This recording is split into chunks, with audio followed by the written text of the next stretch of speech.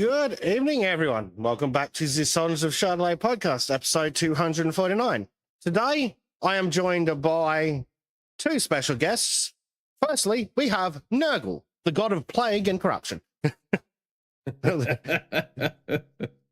Because, of course, we can't go a fucking week without someone on the panel being diseased. And this week, it's my turn. I'm also joined by Dave, who, unlike Trim and Bleach, it hasn't been kidnapped by aliens. Yep. I made it. I always make it. It's fucking first thing in the morning on a Saturday for me. I ain't got shit better to do. If I wasn't doing this, I'd be sleeping. Funnily enough, me too. No, that's a total lie. Just see up on the internet doing absolutely nothing of value for another 8 hours. Yeah. Oh, man. It's been a fucking week. Fucking head colds. Yeah. So, of course, Trim... Man. Yeah. Having a cold fucking sucks, though. Mm. Being sick sucks. It's the fucking worst. It's just fucking annoying how it handicaps your fucking day. Yep. Can't go anywhere because you're an civilized human and don't want to share the blessings of Nurgle.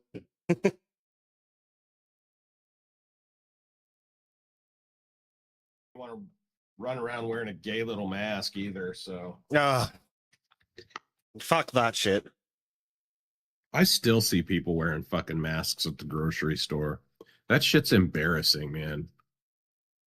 Like, that's what I feel. Embarrassed for people when I see them walking in a mask. I'm like, good God, you should not have the right to vote. Same with the fucking tea-towel mafia and the fucking rainbow bullies.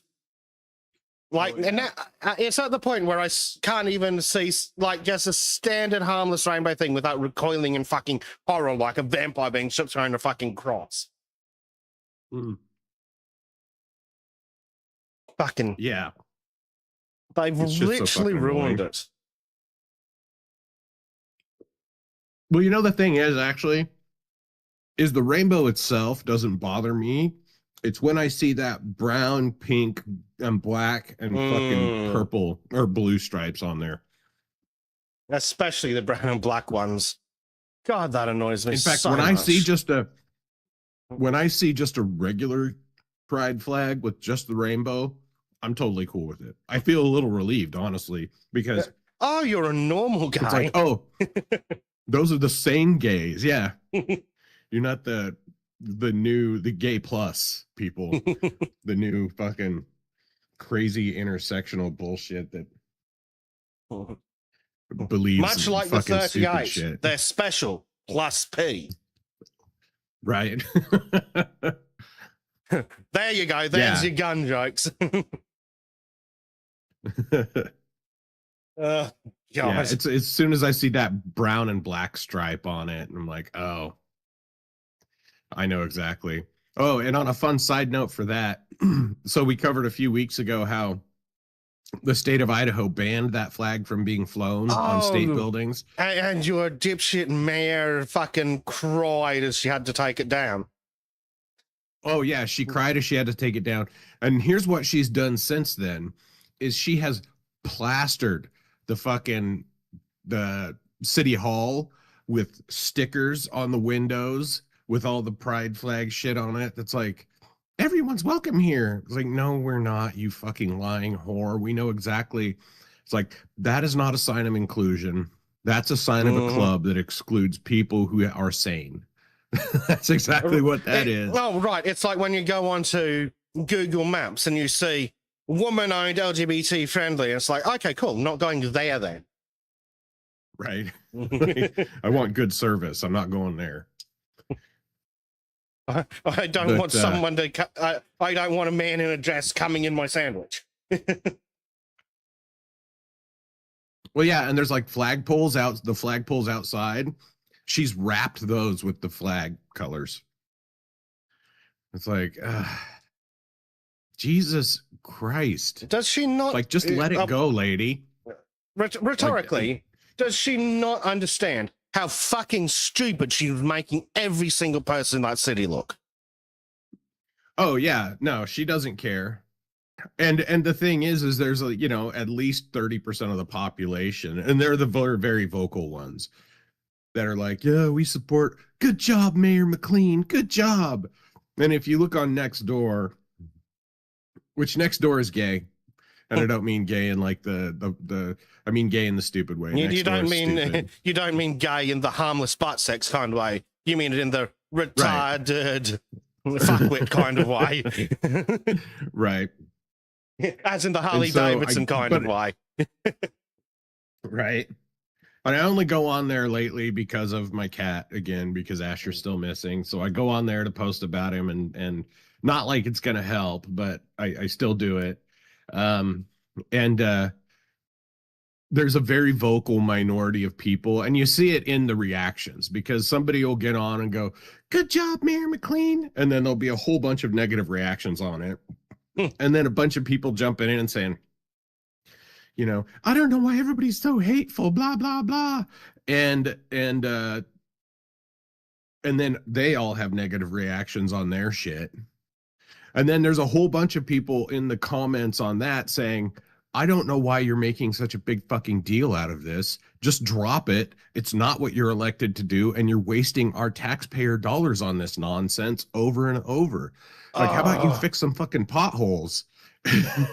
Oh, mate. Like, something just recently came up on my town's fucking Facebook group.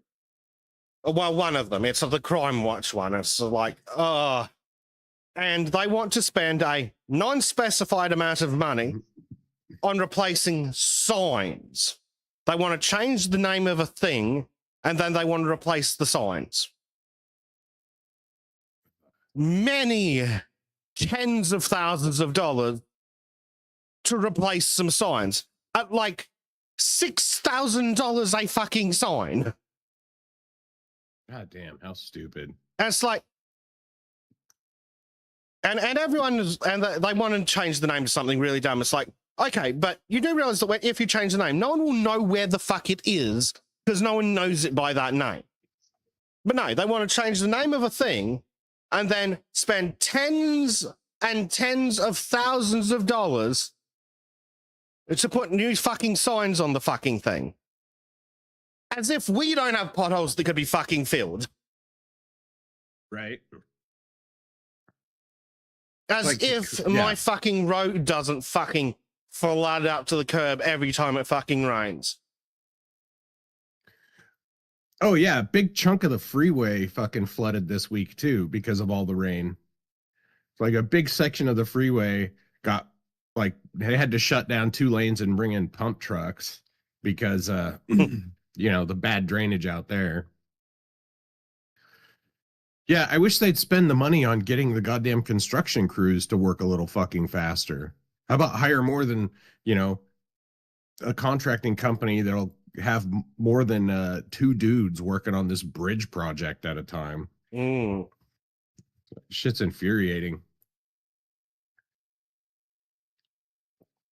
The point is, there's just better money they could be spending, better things they could be spending their money on, but it's fucking retarded. And they don't. But no, you've probably spent like $10,000 fucking dollars on fucking rainbow stickers. Right. As if that's a useful fucking expenditure of taxpayer money.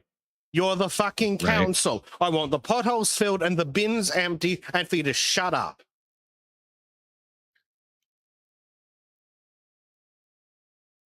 Right? Clean up the trash, make the roads nice. Like, add more buses, for Christ's sake. If it's that'd be nice. If we got money to piss away on. And all our buses here are CNG. They use the compressed natural gas. So they're supposedly low emission, But whatever, I don't care. They don't stink. So it's not like getting a bunch of buses is going to make the pollution problem any worse. It's like, just get more goddamn buses. Not where there won't be so many goddamn cars.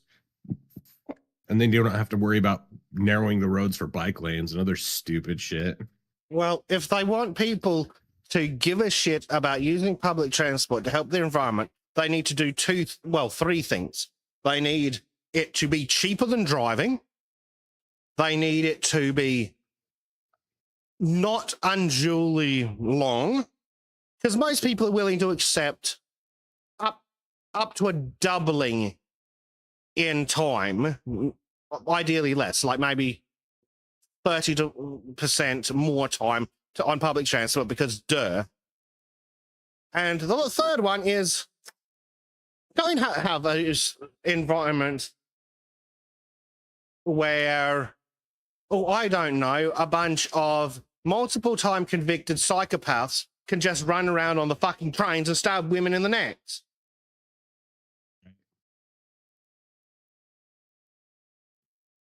Like, I regularly I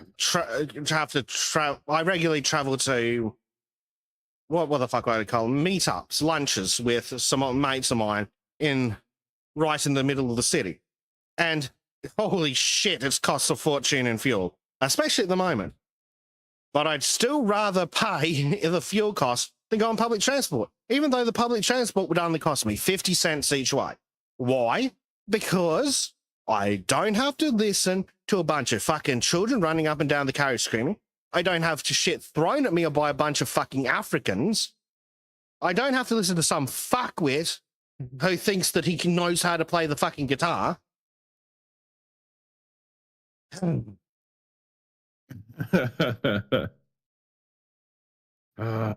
Yeah. Right. So. Yeah, that's the worst thing about public transportation is the public, but gas is getting so goddamn expensive that it's just better to take buses. I don't know.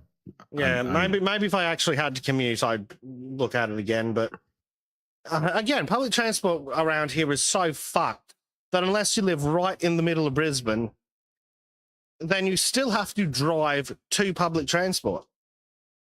Because when I was trying that job out at the call center, if I wanted to to get there by public transport, I would have had to take a bus to the train station, then take a train for an hour into the big city. Then I would have needed to take another train out to where the office was, and then need to take a bus, and then I need to walk, and that would have taken 2 hours each way. That's fucking ridiculous, dude. Or I get in the car and it's about 20 minutes. Right. Well, anymore here, like the worst commute is coming from outside of the city, inside of the city.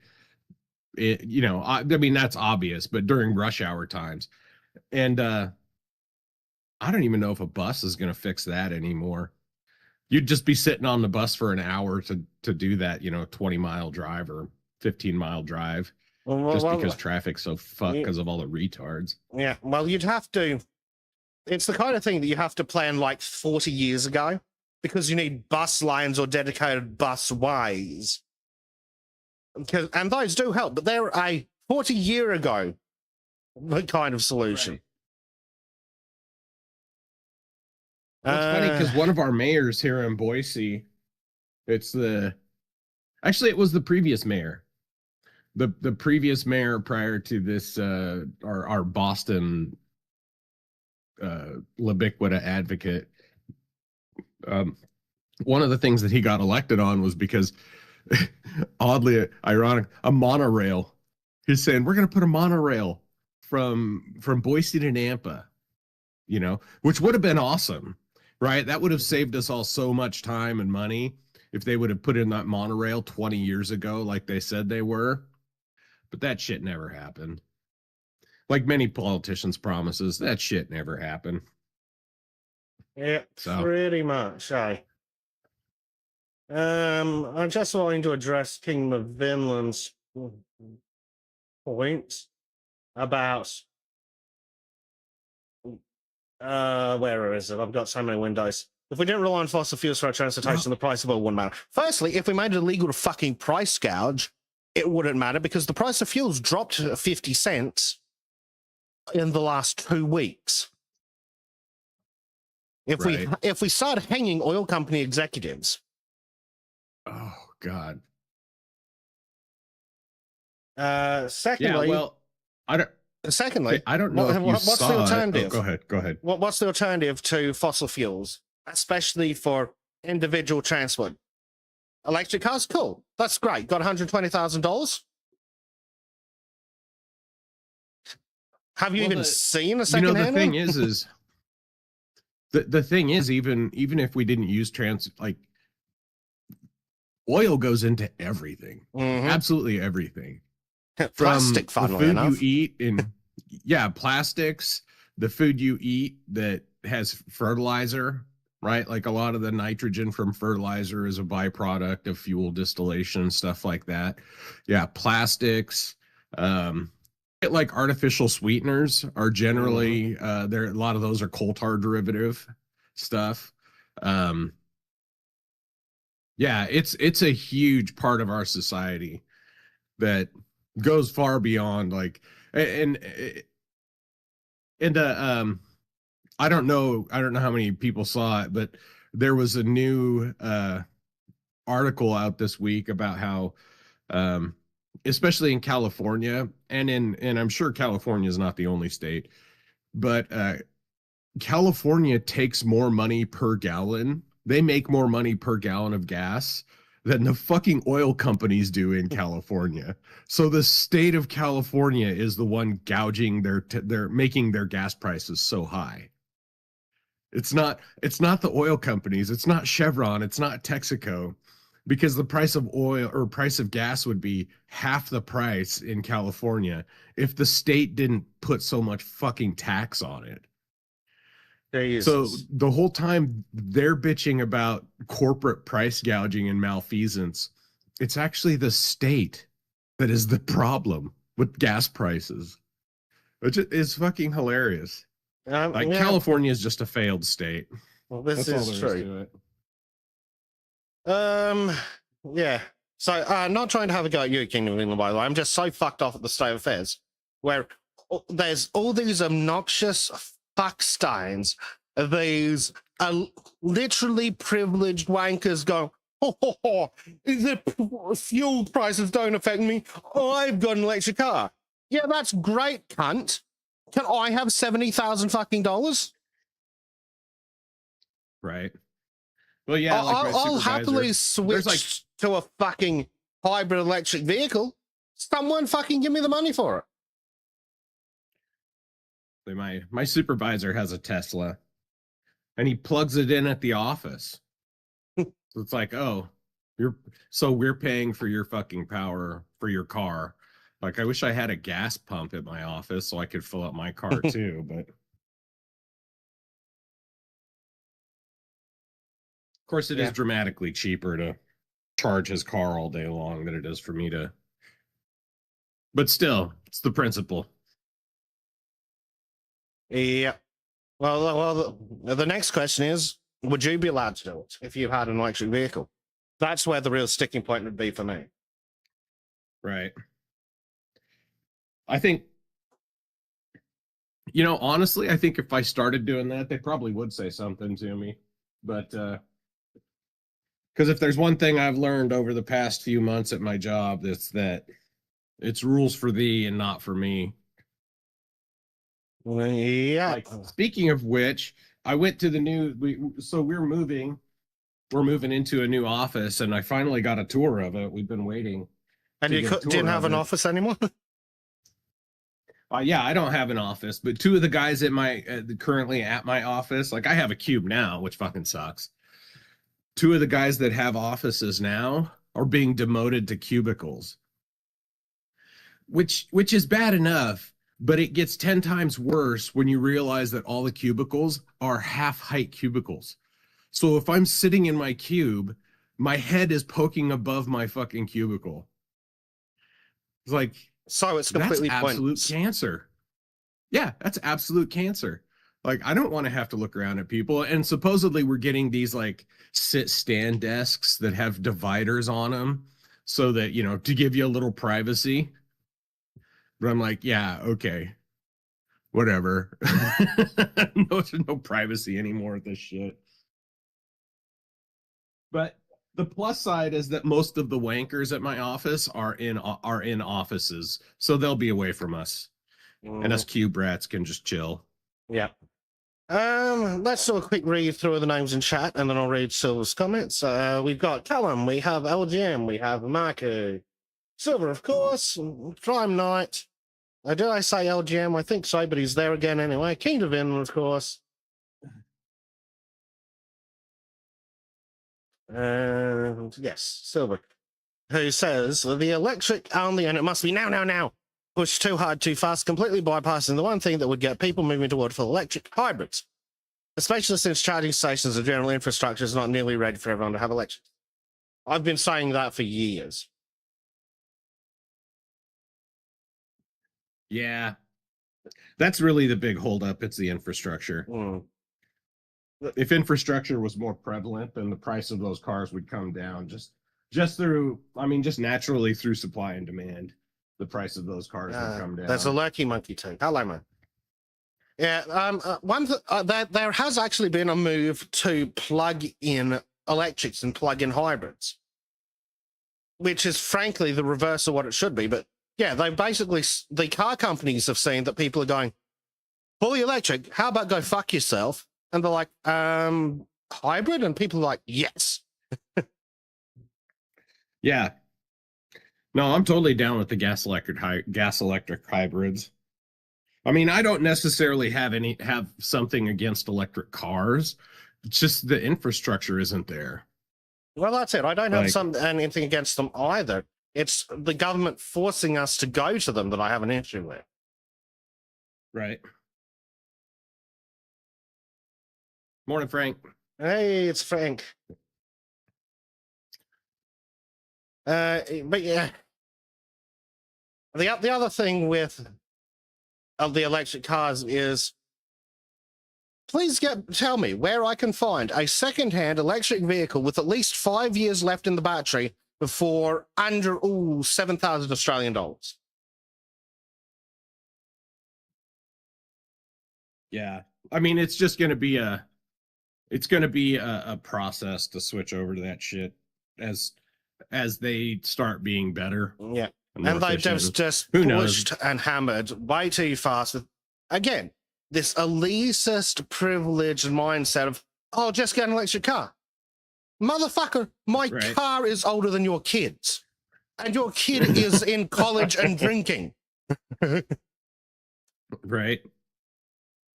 Yeah, right. My car's almost old enough to enjoy a beer at the pub on its own. My car is literally old enough to drink in the US, and not by a little bit.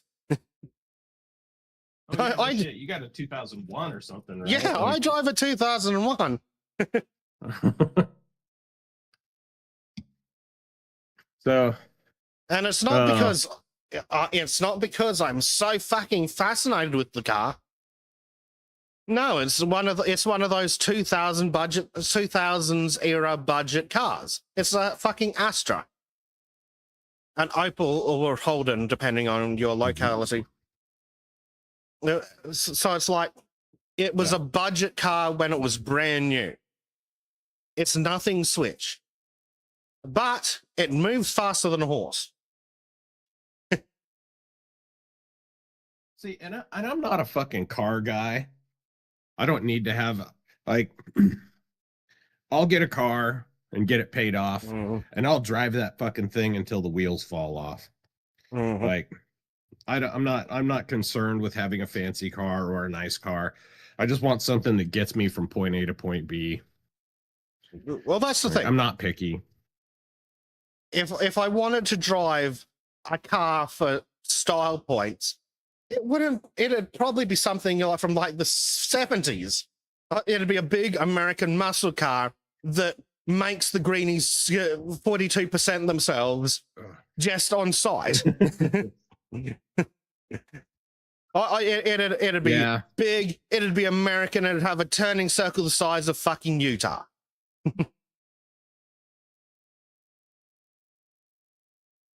But yeah, My buddy like, had a dude, a buddy of mine used to have a fucking old Mustang, like an old 60s Mustang. mm-hmm. He let me drive it once, and I was like, I understand why people like these. I could totally get behind that. I understand why people love driving these fucking things.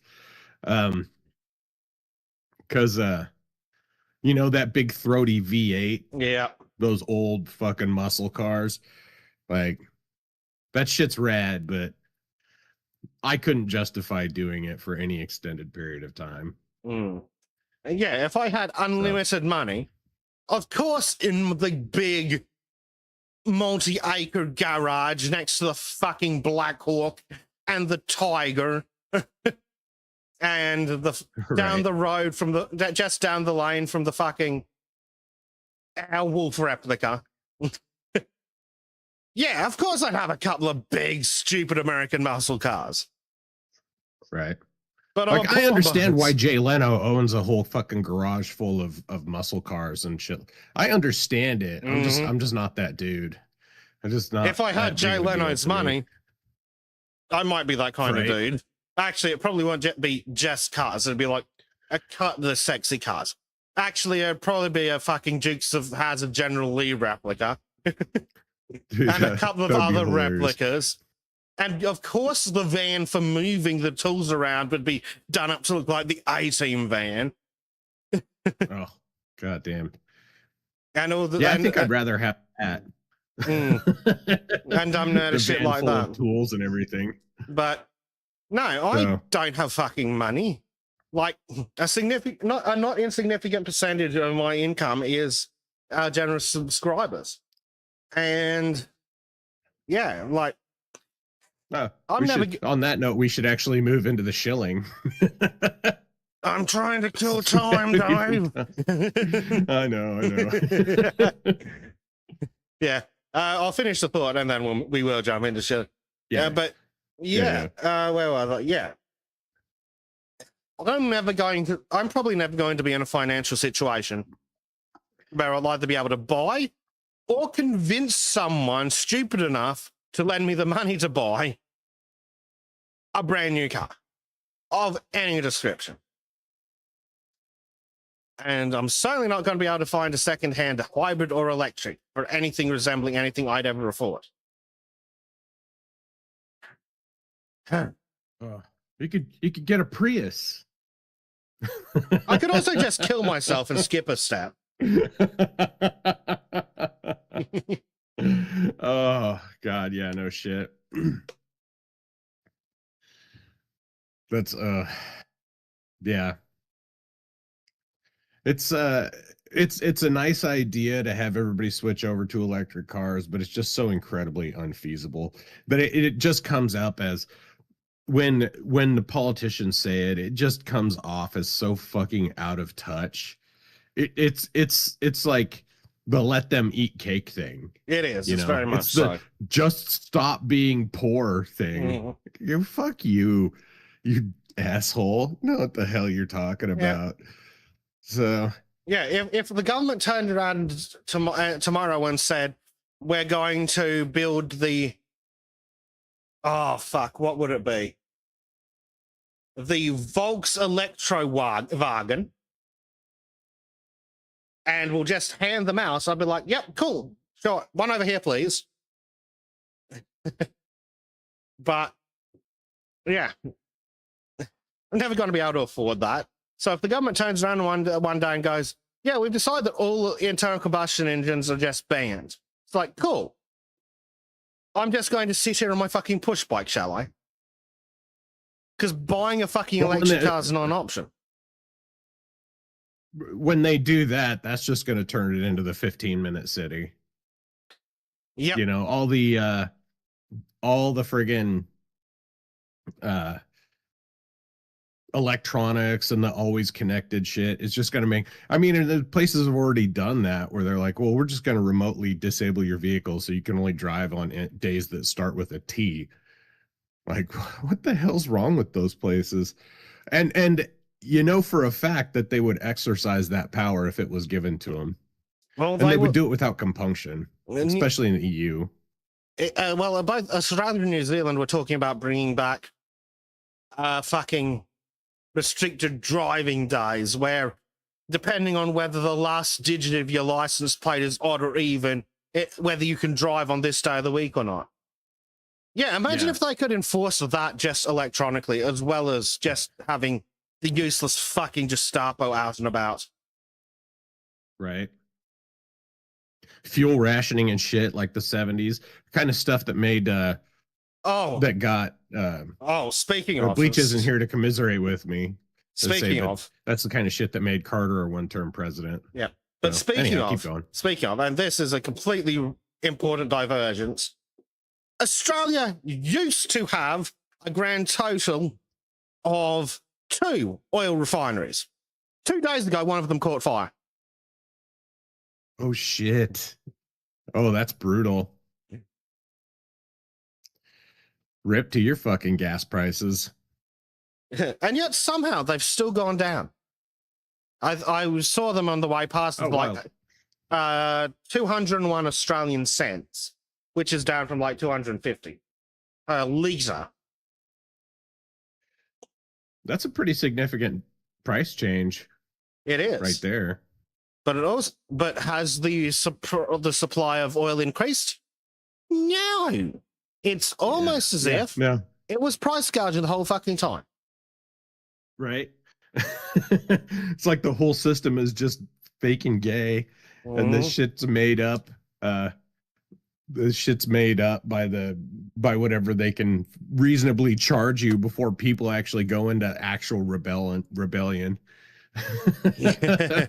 They're pushing you right up to that line of like why am I paying? Fuck it, the tanker's right there. I'll just take it, and I'm gonna go and take it from you guys, and then everybody's gonna get together and we're gonna start doing an old French Revolution on these motherfuckers. The new Robespierre will rise, and then we'll roll out the guillotines and start guillotining politicians. So, and then we'll move on to oil executives and health insurance executives and I think I'm just going sidetrack. Right. Getting a little Fed posty. I missed. Maybe we let's talk about cars instead. Just to finish off the car thought, King of Inland said, so go from those 70s era land yachts. Go with, I think's the wrong word. If I had Jay Leno money, one of my cars would be a 70s land yacht. Those things were pretty badass, honestly. Yeah. But the kind of car that where you weren't surviving, but the car is going to be fine if you ever hit anything. And that's the thing. Like, I never get one for a daily driver, not least because it'd be lacking so many modern conveniences. And I wouldn't be putting a fucking reversing camera on a 70s land yacht. No, I'd be taking that thing out to talk to other men that like cars, frankly. Yeah. Because women don't give a shit. Right. But if someone turned around and told me, pick a car for under $20,000 tomorrow, I'll buy it for you. It'd be a dual cab ute with 4-wheel drive and a proper tray, so you can actually mount shit on it. And then I'd spend the rest on accessories, because you can pick one of those up for like 12, 13,000. Yeah. If I had magic things like choices. As it stands, I'm thinking about like trying to find a room to put aside money in case something catastrophic happens to my car. Because I can get new transportation for under $5,000. It'd be a worse car, but it'd at least keep me moving. Right. if I had the money. I miss having a truck. Mm. I miss having a truck. I used to have a truck in the early 2000s, and goddamn, is that one of the most convenient things. A big extended cab truck. Like, it's kind of big on the road. It's a little difficult to park sometimes, but just having the ability to throw shit in the bed of your truck and just go do something. Yeah. Is super fucking convenient. Yeah. Like, it's so underrated. Well, it'd be nice for me to like an Australian style dual cab ute, which is actually shorter than an American extended cab truck, so you can actually park it in the city. Yeah. Yeah. But I wouldn't choose to often, but you could. Yeah, it's so great. Just, oh, what's that? You need a fridge move? Cool. You get it in the back of the ute, and I'll take it wherever you want it. Getting it out's also your problem. Well, like, you get it off the tray, but that's the condition once it bounces onto the ground is I'm already doing 40 is another matter entirely.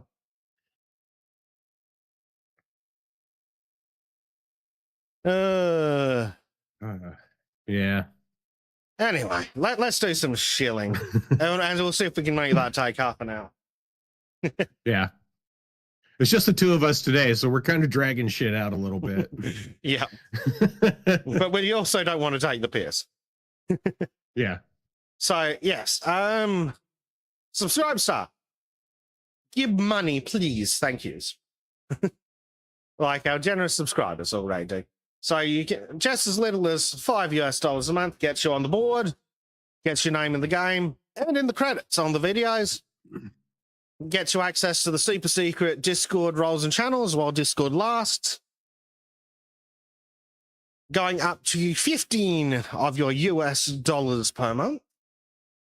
You get to submit written comments that will be read live on the show in a more long form format. And you get to come to our monthly gaming / you get arrested if someone in the British police heard you hangout. Right. And for while 30 while Discord still allows them. Yeah. And for 30 of your finest US dollars, all the previous, plus you get the ability to submit video comments, which Callum has once again helpfully used so we can A, demonstrate the point, and B, have some more audience participation. Isn't that a crazy thought? So we have a video over here, and with any luck, it works. 9 days. 9 days. Until the 16th anniversary of Hell's Reach, one of the best novels in Warhammer and the only one you need for the Black Templars. Yes, it's not old enough yet to buy its own drinks at the pub, but it's old enough now to ride a moped and start working in Scotland. If you're reluctant to buy the book but are interested, then I recommend Richard Boylan's work. Yes, it's an abridged version, but it's still a good series and the music is epic.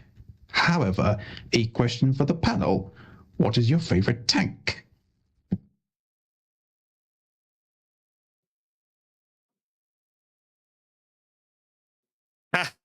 So I'll address what the editor tonight, then we'll go back to the question. Callum says he hated the audio in this, took too many guys and just had it, but will improve. Welcome to recording your own voice and then having to listen to it. It's a motherfucker. God damn. Oh shit. Yeah, I think Bleach would have a better response for Callum's he would be a better suited audience. But I'm period there. Because it's like, what's the best tank? Well, it's probably the Abrams. But when it comes to my favorite, I have a nice picture here. Meet the Churchill crocodile. It has a flamethrower and it still goes bang. Oh, nice.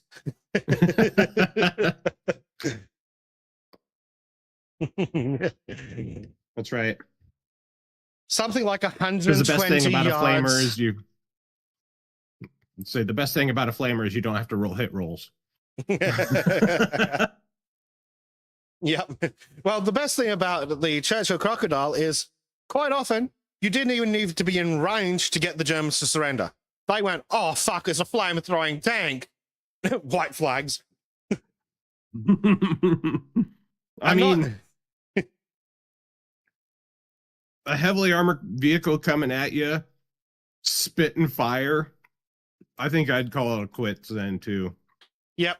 And the worst part for the defenders, not only is it a big fuck off flamethrower going brrr out the front of the chassis, this bit around here still spins around and goes and boom. Still got your fucking coaxial machine gun and your main gun. Very effective. Very effective. They had some ridiculous win rates. Because as soon as the defenders see that, like, if you're in a bunker, what do you have that's going to stop that? Right. The only thing you have that the only thing that could even conceivably stop one of those things is one of like the big flak 88s, front on obviously, or other tanks. British have it. This is a British tank, by the way, for anyone who isn't autistic. The British by this time in the World War II had essentially air superiority, so they'd do reconnaissance on the area and then not send the flame-throwing tanks up against the big fuck-off anti-air guns. But yes, 120 yards effective range, I think, at least, on a fucking flamethrower. Jesus Christ. That's awesome. Yep. Get fucked. Oh, that's brutal. Yeah. Oh, it had something like 2 minutes of squirt time or something, because this thing that you can just see the beginning of off on the left is actually the fuel trailer. It's like a belt-fed flamethrower. Don't say that. Yeah, don't say that. The New South Wales government will ban it. And yes, as Prime points out, the fuel trailer was a target. But the problem with the fuel trailer is it's behind the tank. So to shoot the fuel trailer, you have to get around the tank. The problem with that is the turret still turns, and there are other tanks, and there's supporting infantry, all of whom do not want you shooting at the big tank of fucking napalm. Right? Yeah, it seems like that would be a bad idea. Yeah. So if you were a German infantryman who snuck out of the bunker and the tank didn't see you, and you wanted to try and get your fucking... Oh, I can't remember what the fuck they're called. Your German fucking rocket launcher thing, your shit lame bazooka, and try and shoot that into the fucking fuel tank. Well, firstly, how close do you want to stand to that fuel tank? And secondly, you're probably going to get shot by an infantryman.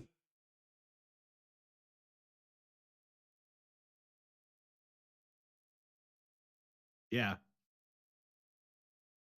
Makes me think of that movie, The Fury, with Brad Pitt.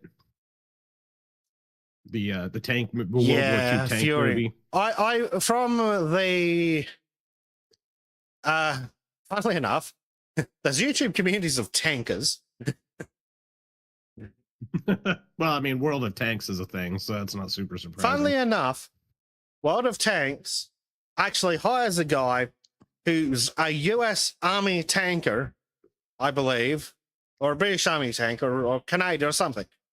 A researcher. He's called the Chieftain. He's done videos with Lindy Beige. But the Chieftain's actually the subject matter expert.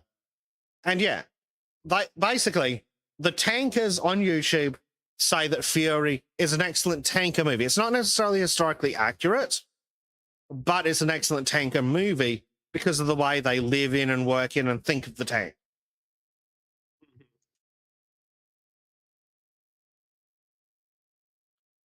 That makes sense. It's also just cool because it goes rat-tat-tat. I think there's some dumb things like a fucking infantry charging machine gun nests on essentially flat ground in a maintained fucking wood forest. Sorry, lumber forest. Specifically one for lumber or something dumb. I think that might be in that. It's like, no, they wouldn't do that because that's suicidal. But no, it's a fun tanker movie. And it's also not On a full of modern bullshit. oh, go ahead. It isn't infested with modern politics because you can just happily fall into the look, it's 1940 something. Here's some Germans. Here's some Americans. Oh, good. We don't need to do any thinking. We know the entire moral setup. Let's fucking blow things up. So yeah, on a somewhat related note, Hell's Reach is one of the best Warhammer movies of all time. Like the Hell's Reach movie on YouTube, so fucking good. Like every time I hear that opening line from Grimaldus, where he says, "I will die on Armageddon," like, oh, I getting goosebumps now just listening to it. Or just saying it. It's such a good fucking movie. So if you haven't seen that, go watch the Hell's Reach movie on YouTube. I think I know what a lot of us will be doing later.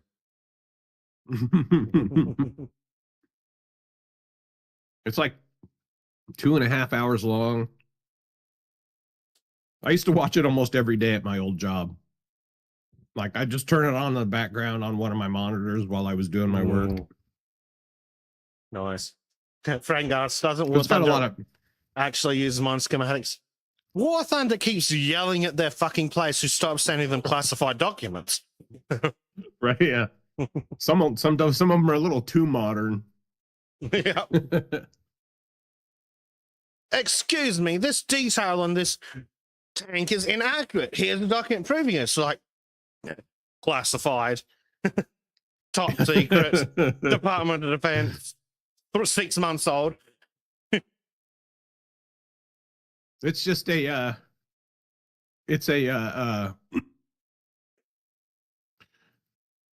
tribute to the amount of autism in the military. Like it's the prevalence of autism in our society is that they have to actual leak classified documents to win an argument in a fucking Discord channel. Yeah.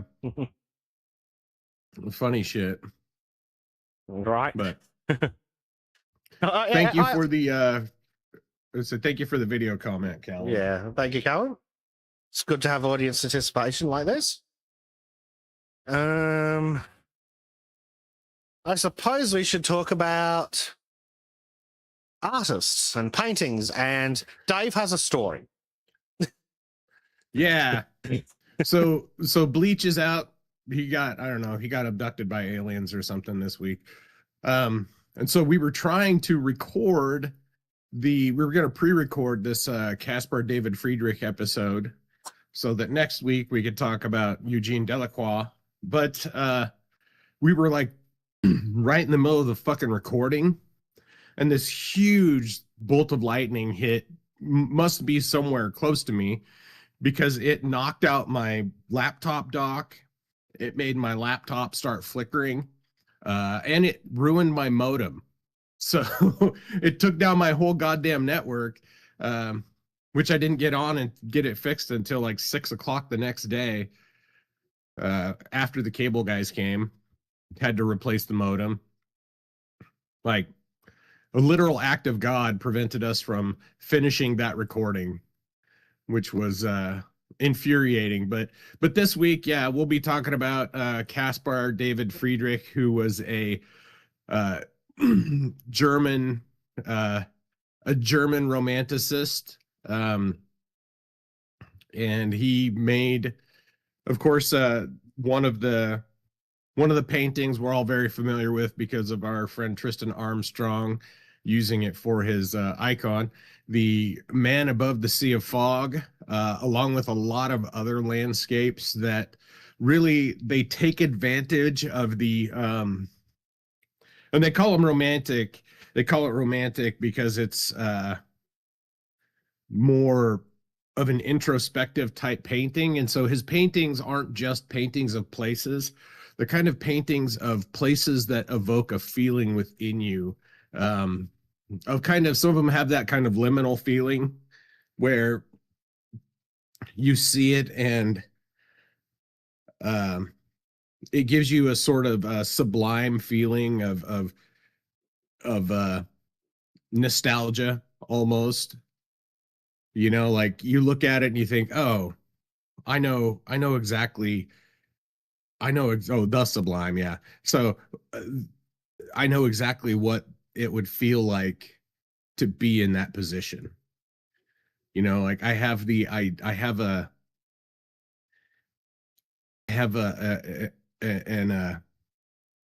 introspective idea of what being in the position of that person would be, and um the awe that it would inspire on you to see a lot of the stuff. Yeah, exactly, Frank. It's a world that you never lived in. It's nostalgia for a place you've never been. And it does feel terrible and comforting at the same time. And I don't mean terrible like awful, but like kind of terror inspiring, but comforting at the same time. Kind of like that whole Backrooms thing, right? Like that plays, the whole Backrooms thing plays on that feeling of liminality, that feeling of being kind of between places where you're in a transient mood. You're going from one place to another, but you don't know where you're going per se. Just a so he did a really good job of capturing that. And he lived a not as interesting or crazy of a life as David did, because he wasn't, you know, a part of the fucking French Revolution. Or he didn't pull a Caravaggio or yeah. He lived a full life, but he did not live a crazy life. He was just a working dude. And so that's who we're talking about this week. And then the next week, we're going to be talking about Eugene Delacroix, the guy who painted Liberty leading the Liberty leading the people. That French painting with the Lady Liberty with the French flag. Not the modern French flag that's all white, but the actual French flag from the Revolution. And he did a lot of other things too, but he created romanticized images of scenes of people, as to where Friedrich did it with landscaping. So that's next. That's the week after next. But upcoming, we got Friedrich, and it should be a good episode. It's definitely not as dense as the David episode, so there's a lot more room for discussion on the works. Well, annoyingly, you've already rehearsed it. Right. Yeah, we had some really good discussions. That also pissed me off, too, about that fucking thing crashing. It's because we had some really good discussions on them, but we're just going to have to redo them, which is fine. You know, it's never a bad thing to have to look at art multiple times, so. This is true. Oh, man. Unless it's modern art. That's not art, though.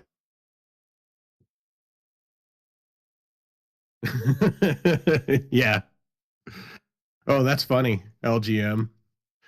The Delacroix painting was a revolution against the Bourbon Restoration, whose regime actually used a white flag. That makes sense. That explains a lot. Sense. Yeah, France went through some crazy from about 1789, which is when the actual French Revolution officially kicked off, the first one, to like the mid to late 1800s. They went through like 4 or 5 different actual governments, just over and over again. There was a revolution, and then the people were unhappy because there was a revolution, and so there was another revolution. And then, you know, Napoleon came in, and then the king came in, and then the king got thrown out again. And then there were like Just 7 more Napoleons, Yeah, each of which just was it's a reflection of the fickleness of the French and why nobody should actually listen to anything the French say about things. So yeah. Anytime the French cry about World War II, remind them that they did worse shit to themselves.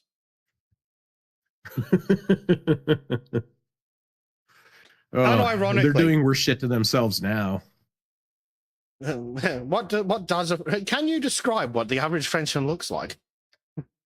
I'm thinking about 5'4", dirty, Speaking Arabic, dirt skin, speaking Arabic, carrying a goat and a bomb. Right. Carrying trash and trying to rip off tourists. So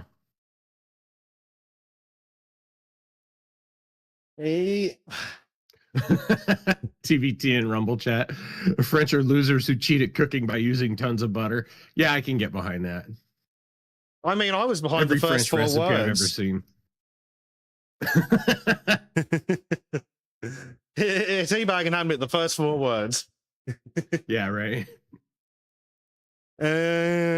So you can catch Casper, David, Friedrich, Mojig at that's gonna fucking be, 9 a.m.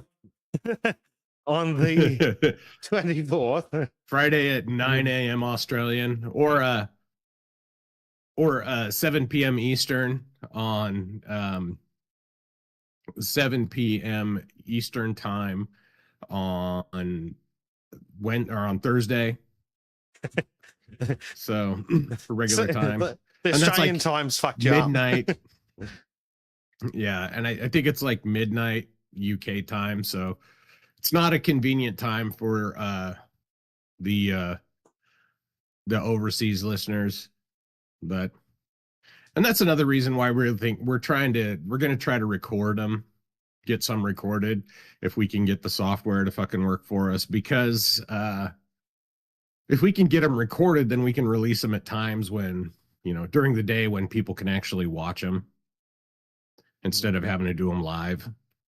We can premiere them and then interact with the chat there. So, I mean, Premiere would work that fine might be the for future. since the format doesn't Yeah. normally have a lot of chat interaction, so Premiere would probably work nicely. Yeah. I kind of get a little spurgy when I write my presentations and get into a lot of detail. We've noticed. We don't mind, but we've noticed.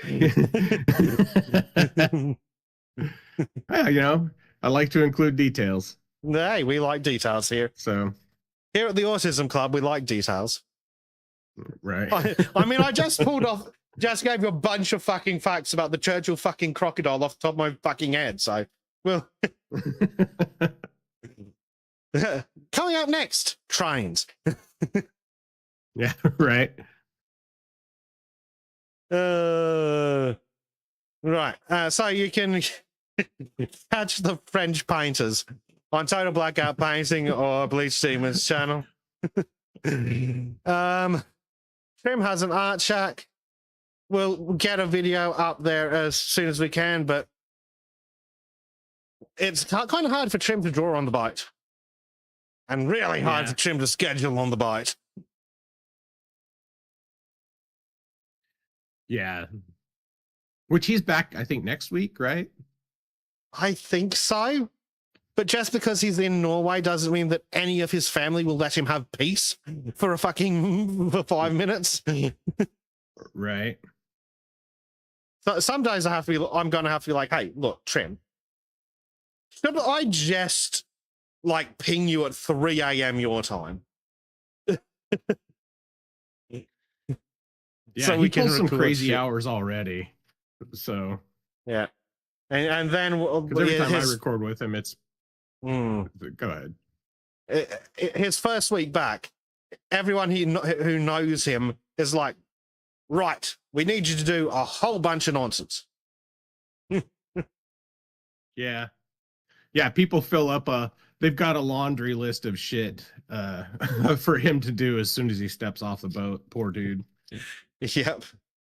And so that basically takes up like a week of his time just doing all that basic life administration stuff that you normally do, including like socializing and keeping up with friends and family and bills and shopping and house maintenance and all that normal shit that you don't think about because you can do like 20 minutes on it every day for that 3 weeks.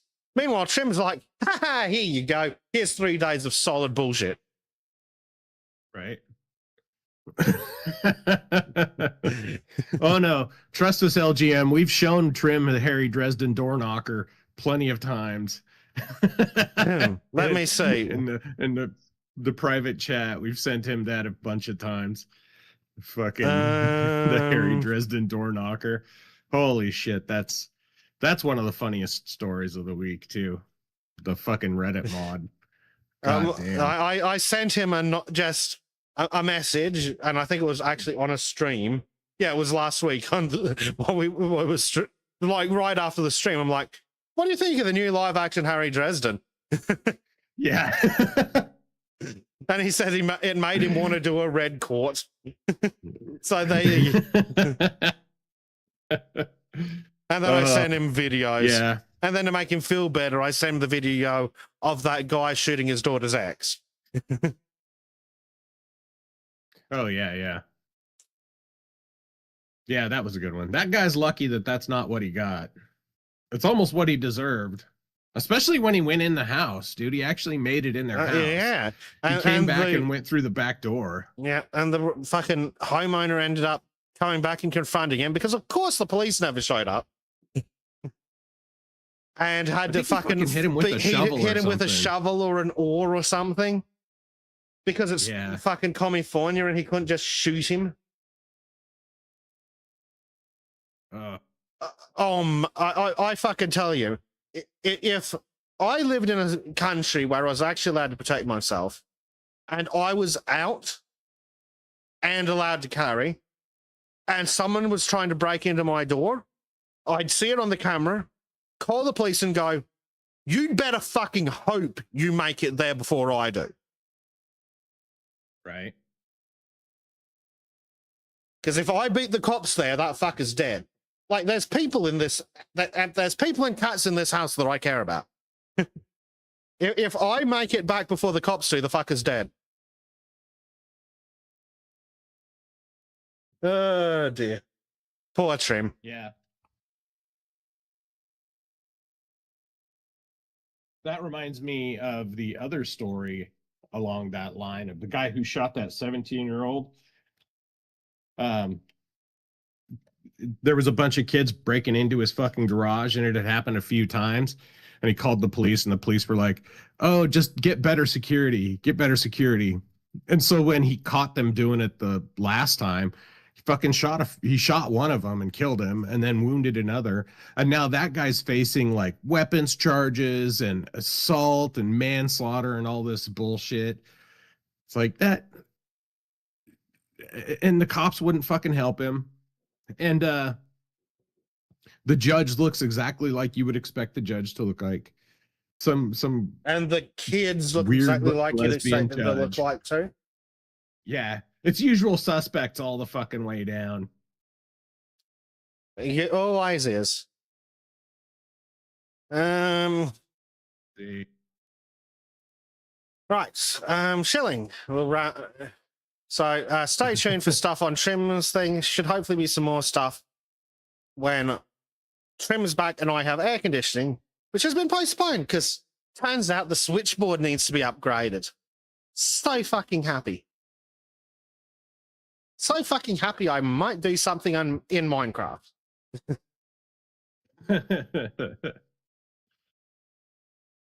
Right. Yeah. And in other things, Disco and I also have channels, and we're still trying to get shit together because, god damn it, if one of us isn't sick, it's the other, and if it's neither of us, it's Gracie. But we have acquired a new game, and by acquired, I mean Zenothium has sent us Windrose, Dave, you may have heard of. Oh, dude, I just picked that up last night. I know, I can see it on my fucking Steam. Yeah. Yeah, that's right. I forgot. I'm like, oh, Dave's got it now. But yeah, it looks super cool. It is a PvE, tick, survival, tick, adventure, tick, in the age of piracy, tick, tick, tick.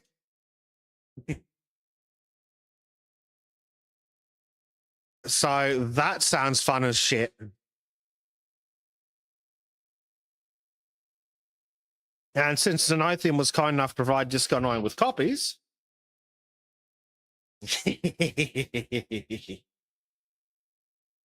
shenanigans at sea.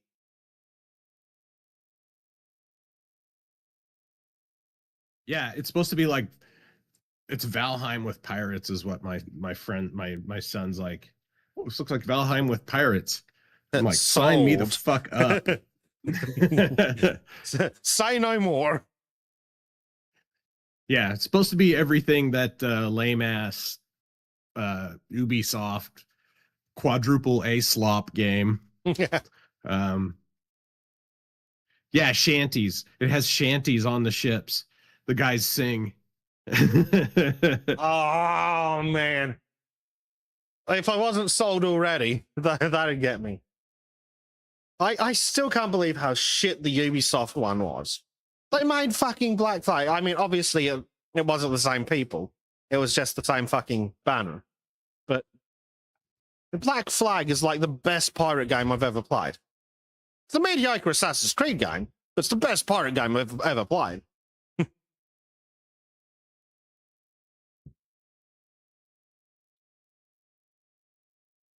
So, yes. If Disco and I can actually put together some scheduling, because, oh boy, is it fun across time zones and across diseases. We're going to try and get that on the stream schedule. I was going to say, it's like, oh, Dave's got that. I wonder if I should tell Disco. And then it's like, scheduling that might be a touch hard.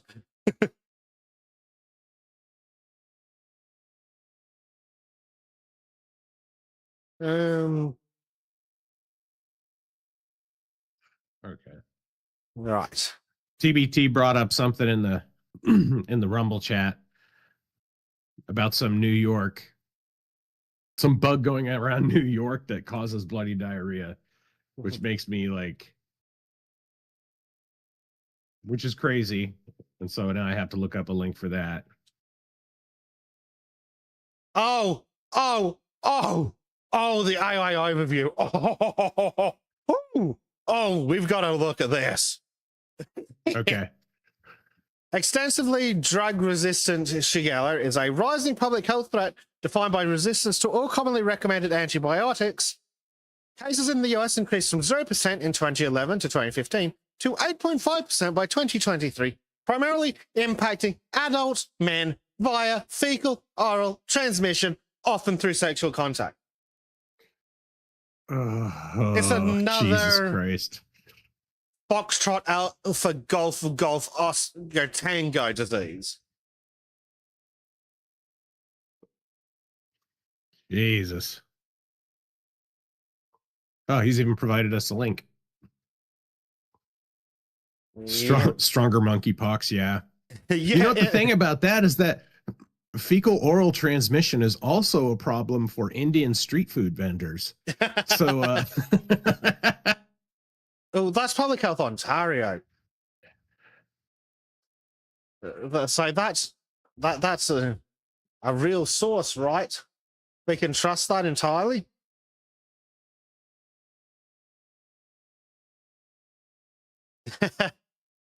Oh yeah, in Canada and world. Yeah, okay. So Canada probably is because of Indian street food. Yep. Poor food sanitation or anal oral contact. The following groups may be at greater risk: young children, travelers, and men who have sex with men. MSM. That's fucking great. So it's the mainstream media. There we go. I know what the MSM actually stands for. They're all bundles of sticks. So it's another bundle of stick specific disease.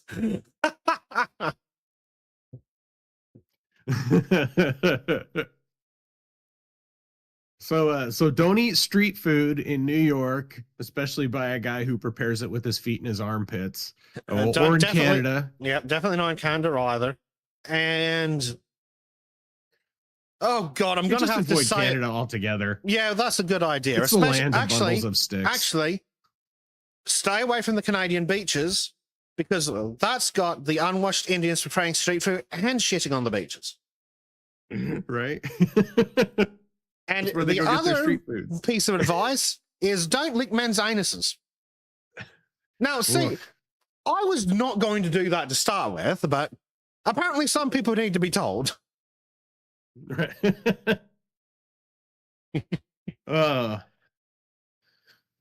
That's absolutely wild. We're gonna get killed by a plague. Canada's landmine beaches. Yeah, totally. That, so good. Oh yeah, they won't even let you get in the friggin' water anymore. Well, you can't even get to the water anymore through the landmines. Yep.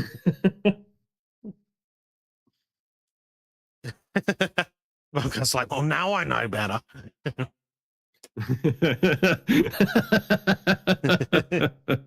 Oh, I guess I got to cross that off my to-do list.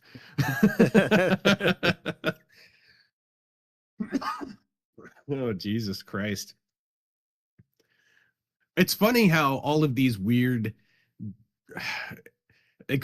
drug-resistant diseases come out of, that shit used to come out of Asia. It used to come out of, China and shit. That's how they used to do the flu vaccine, right? Because the flu vaccine in the United States or in the West was based on the latest flu strains that came out of Southeast Asia. But now it's all homegrown because, we imported so many Near East Asians here. Don't forget that England's having fucking measles outbreaks because of the unwashed fucking animals coming. Right. Which, the thing is like measles used to not be as deadly of a disease. It was always pretty deadly, but people, when a kid got the measles or the chicken pox, they used to do the same thing. Mm-hmm. If a kid got chicken pox, the other parents would expose him to it so they could get chicken pox. And then because you only get it once and then your body's immune to it. And it's kind of the same thing with measles. But the problem is like now they vaccinate people. They vaccinate kids for measles with incredibly shittily made vaccines that aren't effective for your lifetime. And then on top of that, because people don't trust doctors anymore, that too, and they've made a fucking sham of vaccines. Even that aside, even the 6 years of constant fucking lying to ruin trust in the medical establishment by the medical establishment, even that aside,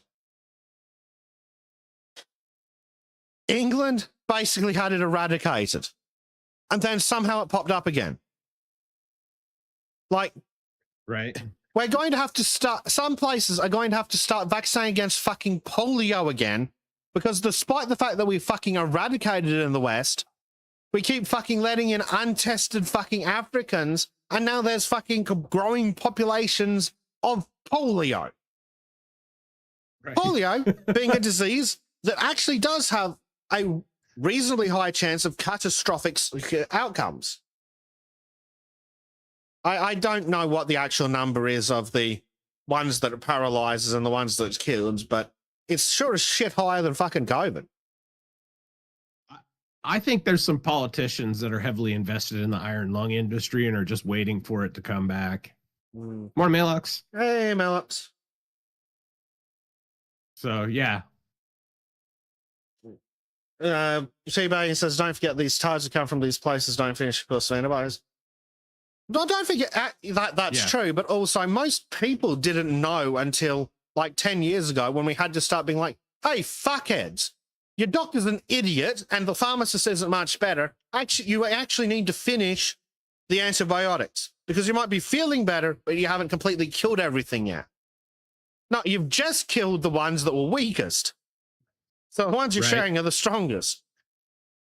Yeah, oddly enough, they're inoculating the vaccines against the viruses and Against the bacteria against the antibiotics. antibiotics. Yeah. Yeah, which is why you have to take the full course. But people weren't actually taught that in the West, which is phenomenally dumb. So many things wrong. But we didn't have polio. I don't think I'm pretty sure I have not been vaccinated for polio. I mean, I could go check, but I don't really care. But I don't think I have. I'm pretty sure we probably stopped vaccinating for that before I was old enough for it to matter. But I guarantee the kids born in like 2005 weren't vaccinated for polio, and now it's fucking in the West again.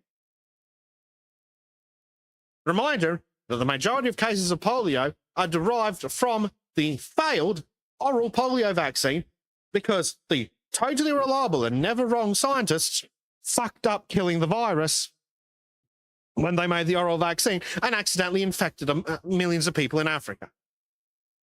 Right. Oops. So the majority of cases now are derived from that strain because scientists are humans and can be fucking idiots.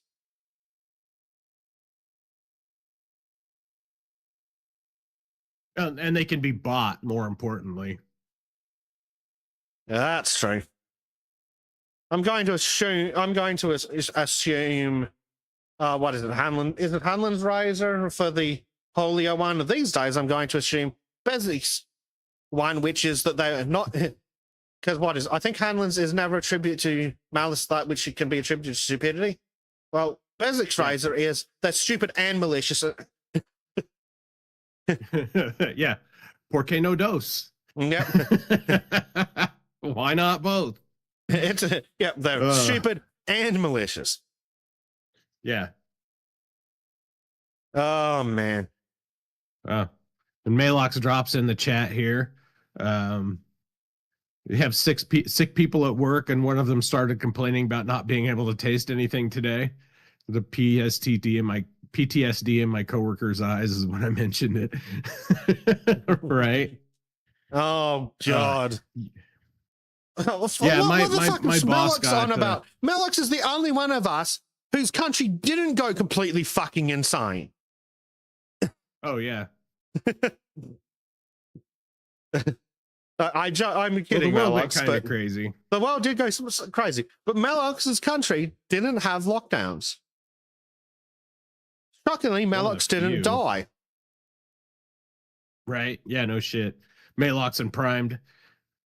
Rip to them. They died because of COVID, lack of COVID lockdowns. Oh, wait. Yeah. Yeah. Meanwhile, Sweden had a lower fatality rate than the people that went absolutely batshit, like Australia. Oh, Jesus. Yeah, no shit. Cool. But people are still retarded about that. Well, I already said the mask, like how embarrassing mask people are. Yep. My supervisor got really sick a few weeks ago, and he's like, "Oh, I think I had COVID. I'm sorry. I hope you guys don't get it." And I was took all I could do to not just give the Yahtzee to him, just fucking throw the jerk off animation, like, "Oh, COVID, I don't care." Fucking so over that stupid bullshit. I've been very much for the longest time being like, "Oh, it's COVID." It's like, dude, I'd fucking stab you if you'd brought the fucking cold to work. I don't care if you've got COVID or not. If you bring any disease to work knowingly and give it to me, knives are coming out. I'm going to get the fucking poop knife out. I'm going to stab you with the poop knife. In the gut. So it's a long, painful death from septicemia.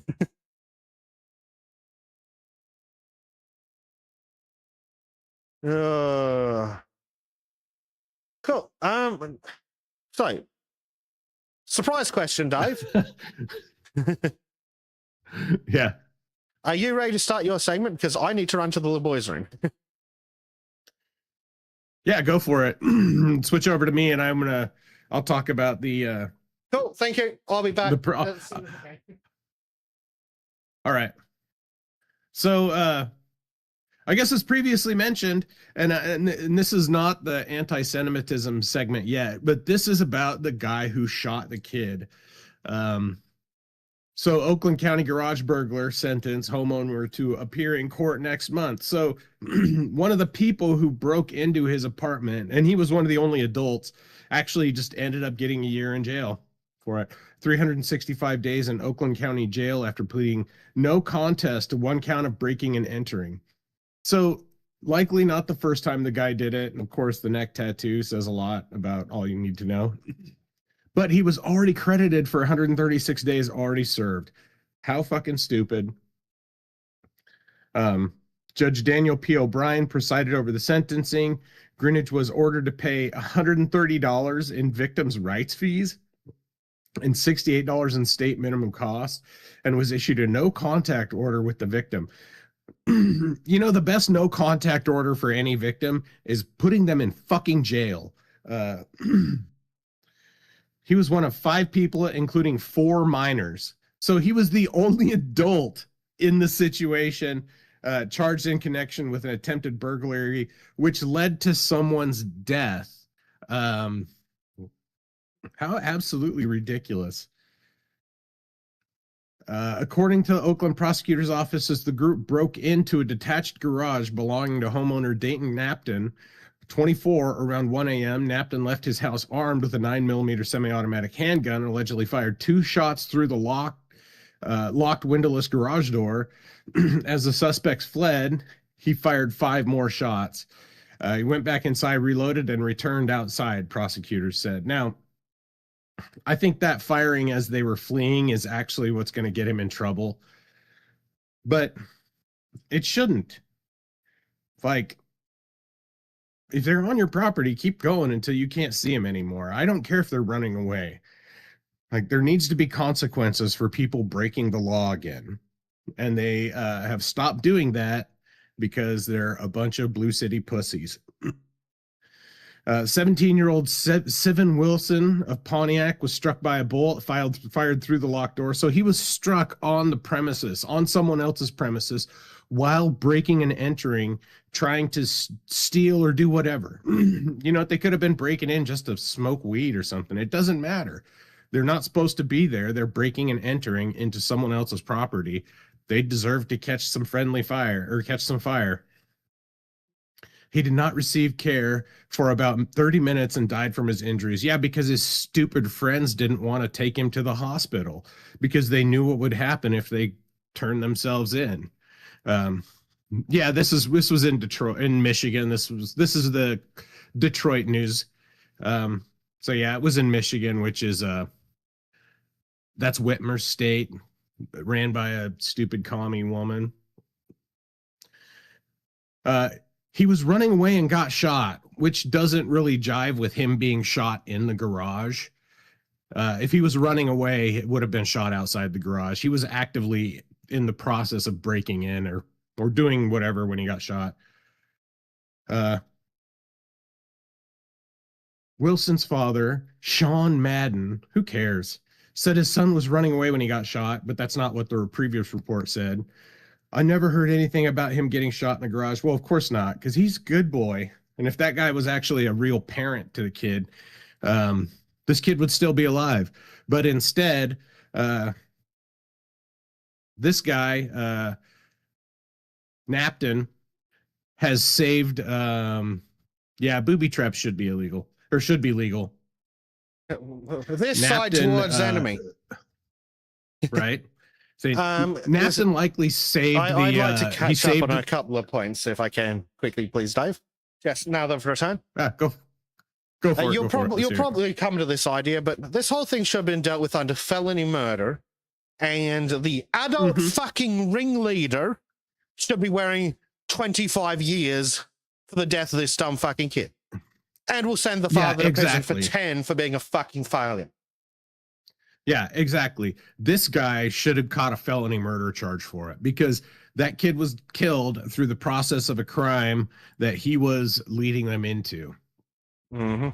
So, but this guy Napton likely saved the taxpayers of Michigan millions of dollars. He's probably saved a lot of victims of rape and theft, future victims of rape and theft. Because if this kid's doing this kind of shit at 17, breaking into people's houses and doing stuff like that, it's obvious that he's going to keep on with a pattern of criminality. And he just saved us from a repeat offender, as far as I'm concerned. And nobody should listen to anything his dumbass dad said, because his dumbass dad should be grilled and be like, hey, why was your son out there doing that shit? Why did you let him out there doing that shit? Wow. You know? Wow. I bet that their driver's licenses, the kid probably doesn't have one, but bear with me. Yeah. I bet their driver's licenses don't have the same address on them. Yeah, probably. I bet this is the first time he's spoken about that kid in 10 years. Oh, the estate can get some money, maybe. Yeah, right. It's going to turn into one of those GoFundMe situations where it's like, oh, if it hasn't already, and I'm not going to bother looking that up, but I'd be surprised if it hasn't turned into LGM says the biggest surprise in this story is the kid had father. No. You have a sperm donor who hasn't been killed in gang violence yet. Right, no shit. That doesn't mean so that he had anything to do with the kid. Sorry, go on, Dave. Right. So yeah, Napton's defense attorney Dov Lustig, previously said his client should never have been charged, which is 100% true. Said Napton's home had been broken into twice before, and the police advised him only to upgrade his security system, which I think getting a gun and shooting intruders falls under that. He upgraded his security system by getting a gun and shooting the intruders. Napton acted in self-defense and warned the group before firing, which I could totally see too. You know, he probably came out and was like, hey, I've got a gun. You better get out of there. And then they didn't do shit until he started actually firing, and then they ran off like a bunch of scared chimps. One thing I couldn't figure out is, like, apartment, garage, detached, shot through the door. It's like, who was where and when? Like, obviously, if the bullets literally went through the door, or at least through the doorway, then either he was inside the garage, in which case, where the fuck was he meant to go? Or they were inside the garage, in which case, the only thing that matters is that making sure he doesn't hit his own shit. Right? Because I'm very fucking confused about this. Yeah, and I'm so tired of the family of these criminals coming out and crying after their kids catch a fucking consequence for the first time in their life. Yeah, when they haven't. It doesn't make sense that it wasn't years. done out of malice, right? Well, and even if they are, it doesn't make sense that this wasn't done out of malice, and for them to charge him with manslaughter when everything in the report suggests it was done with malicious intent. Right? Those kids broke into his house with malicious intent. Wilson's sister Armani Madden said when the charges were issued, no, I don't care. I don't care. When the criminal's family cries, I don't care, because he was a criminal, right? Like it's a consequence of his actions. I don't give a shit. I don't care what these people have to say. And I'm fucking tired of the news giving them any air. Oh, there we go. Yeah. Like, those people don't deserve any oxygen. There we go. Yeah. The 17-year-old, surname starting with W. Father, surname not starting with W. Oh, yeah, that's true. I didn't notice that when I was busy pooping. Yeah. Yeah, Wilson's father, Madden. Well, I wonder why they have different names. Yeah. I'm sure he was a real involved father. Mm-hmm. And just to I add a just really super shitty don't care. joke, what kind of sister is she? Full, half, step? Right. Right. How many different fathers were in this kid's life? Oh, no fathers were in this kid's life, but how many different men were in the mom's life? Probably more than a bunch or more than a few. But so the ringleader got $200 in fines and a year with half of that year time served in prison, which is a travesty of justice. He'll be out to reoffend. And then they're going to throw the book at the guy who was just defending his own property, the guy who was the actual victim in the situation, because they keep forgetting that point that Napton is the victim of the crime and was just defending himself per the fucking police, because the police didn't care enough to investigate it. And so if the police aren't going to help, Michigan has a felony murder statute.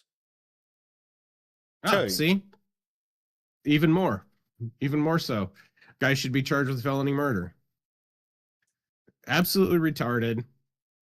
And I think it was Solzhenitsyn in Gulag Archipelago 2 said the mark of a communist system is that the criminals are not afraid of the judges, but the normal people are. Something like that. Like the courts protect the criminals while going after the law-abiding citizens with as much fury as they possibly can. Doesn't describe your country. Right. Fucking crickets. Yep. Also a hallmark of anarcho-tyranny, which the government just uses as an excuse to crack down and I would say inflict actual tyranny, but going after this guy for protecting his property is actual tyranny. Yeah. Right? If you don't have the right to defend your property, you don't have rights. I'd also like to address that fucking stupid argument from some fucking idiot in this story. Oh, he shot them with malice. So, I wouldn't, if I was on the jury and he'd fucking walked up and capped the guy twice in the back of the fucking head while he was laying on the ground, I'd still vote not guilty. Because I don't give a shit if criminals die. Were they committing a violent crime at the time? Yes. Cool. The entirety of the response is legitimate. Right. Yeah, he saved the taxpayers from, he cut short the budding career of a career criminal. Oh, yeah. Don't care. Sorry, don't give a shit. If you want to be a criminal, you get what you got. That's just all there is to it. And if the police had responded, then the kid might actually still be alive. If the police had done their job, then, well, I mean, if the police had done their job, they'd have come out and shot the fuckers themselves. But if the police had done their job, then this wouldn't have had to happen this way. If the police had arrested these people the first time they broke into this guy's garage, that they wouldn't have to deal with it. And I notice how there's no coverage, which I think is somewhat suspicious. There's no coverage of why these guys were breaking into the garage. They never say anything about that. Why are they breaking into the garage? Well, obviously to steal some because shit. they work with subhuman vermin. He should be shot. Right? Like, never mind this. Oh, we execute murders. Like, no. I'm back here with hanging horse thieves, motherfucker.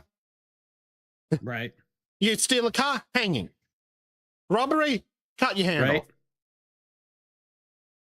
Because, and now this guy will be out in, less than a year to continue victimizing people. Yep. Let's start branding fucking fraudsters and con artists. Let's go full fucking medieval on this bitch. Right. Scarlet letter these bitches. But so yeah, that's just to talk about that one. I guess I'll jump into the next article, which was the actual part of the segment, and that is the the newly released The annual report, executive brief, global overview of anti-Semitism in 2025.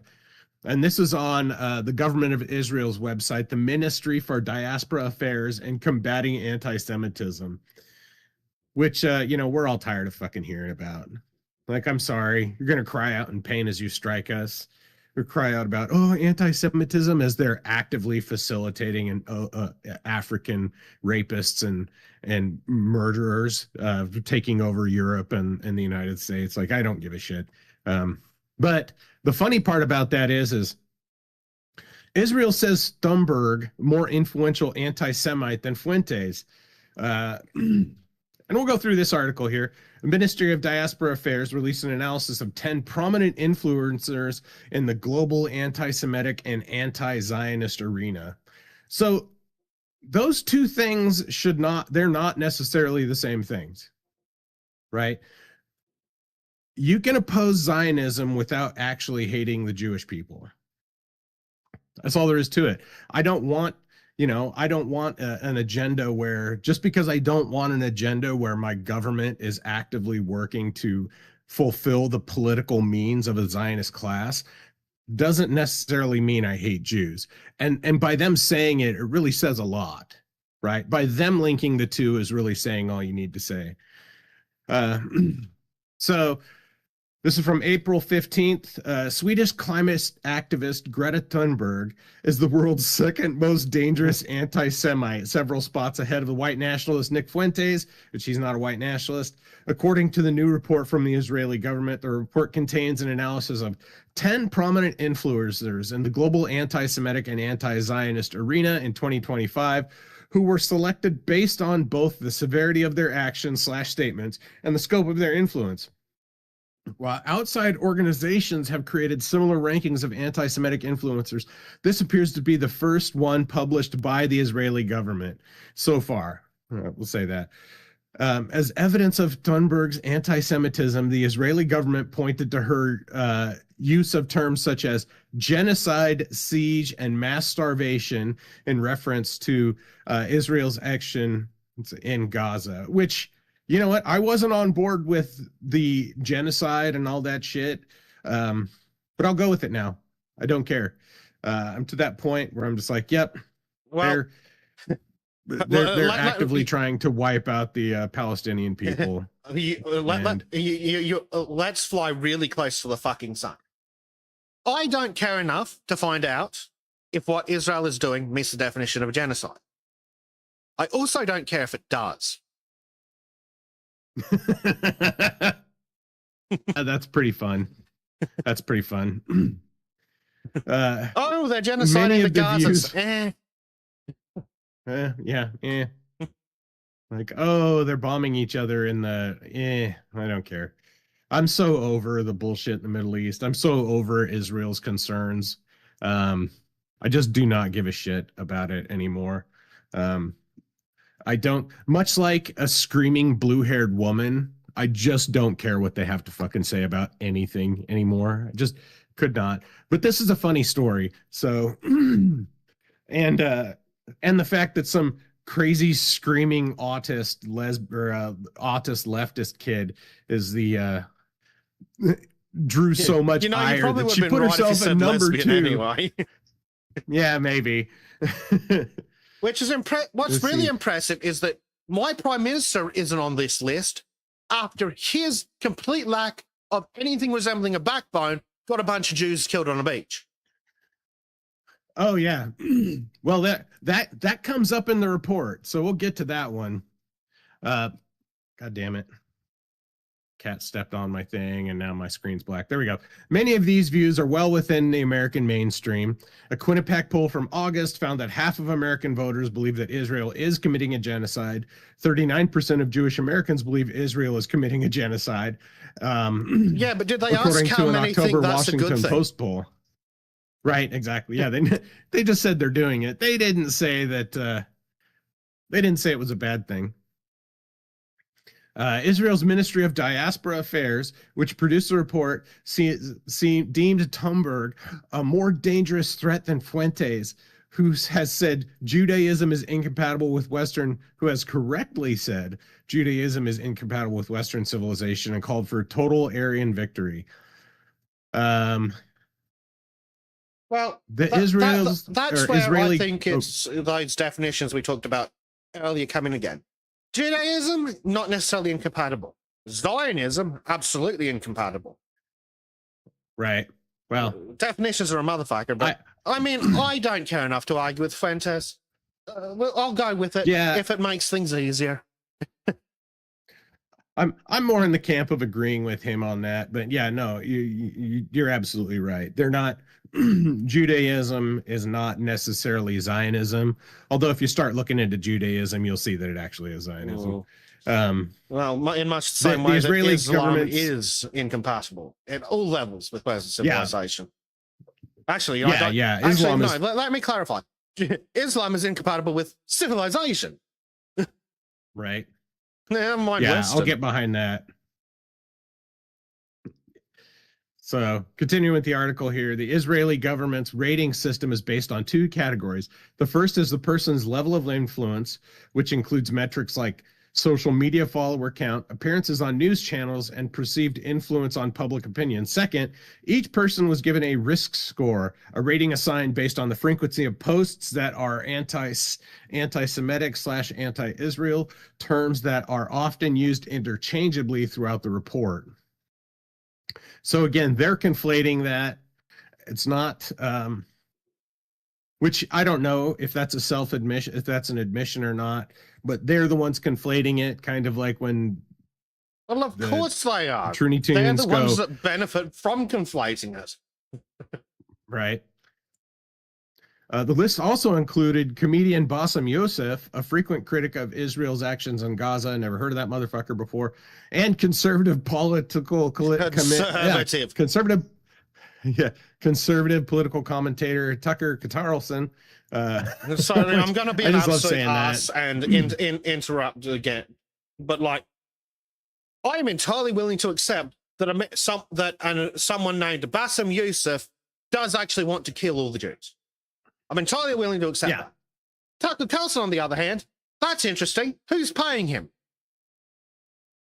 Yeah, it's a well, they're conflating people who want to eliminate with people who have mild criticisms, which I think is pretty hilarious. No, it's even worse than that. They're not just mild criticism, it's just they're conflating Muslims and the mustache man with people who just don't want their tax dollars to go to the fucking Middle East.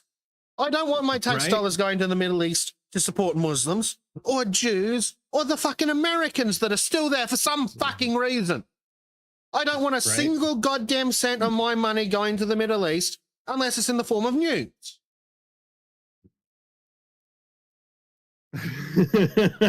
Right. I'm tired of my tax dollars going over there if they're not exploding when they land. So anyhow, Tucker Carlson, who appears to score quite low on the Israeli government's own risk score, and influencer Dan Bilzerian, who has said he wants to kill Israelis, topped the list. In a separate section about American influencers, the Israeli government reports also single out Miss Rachel, a YouTuber. Miss Rachel. Miss Rachel. The fucking kids show. The one that fucking Gracie watches.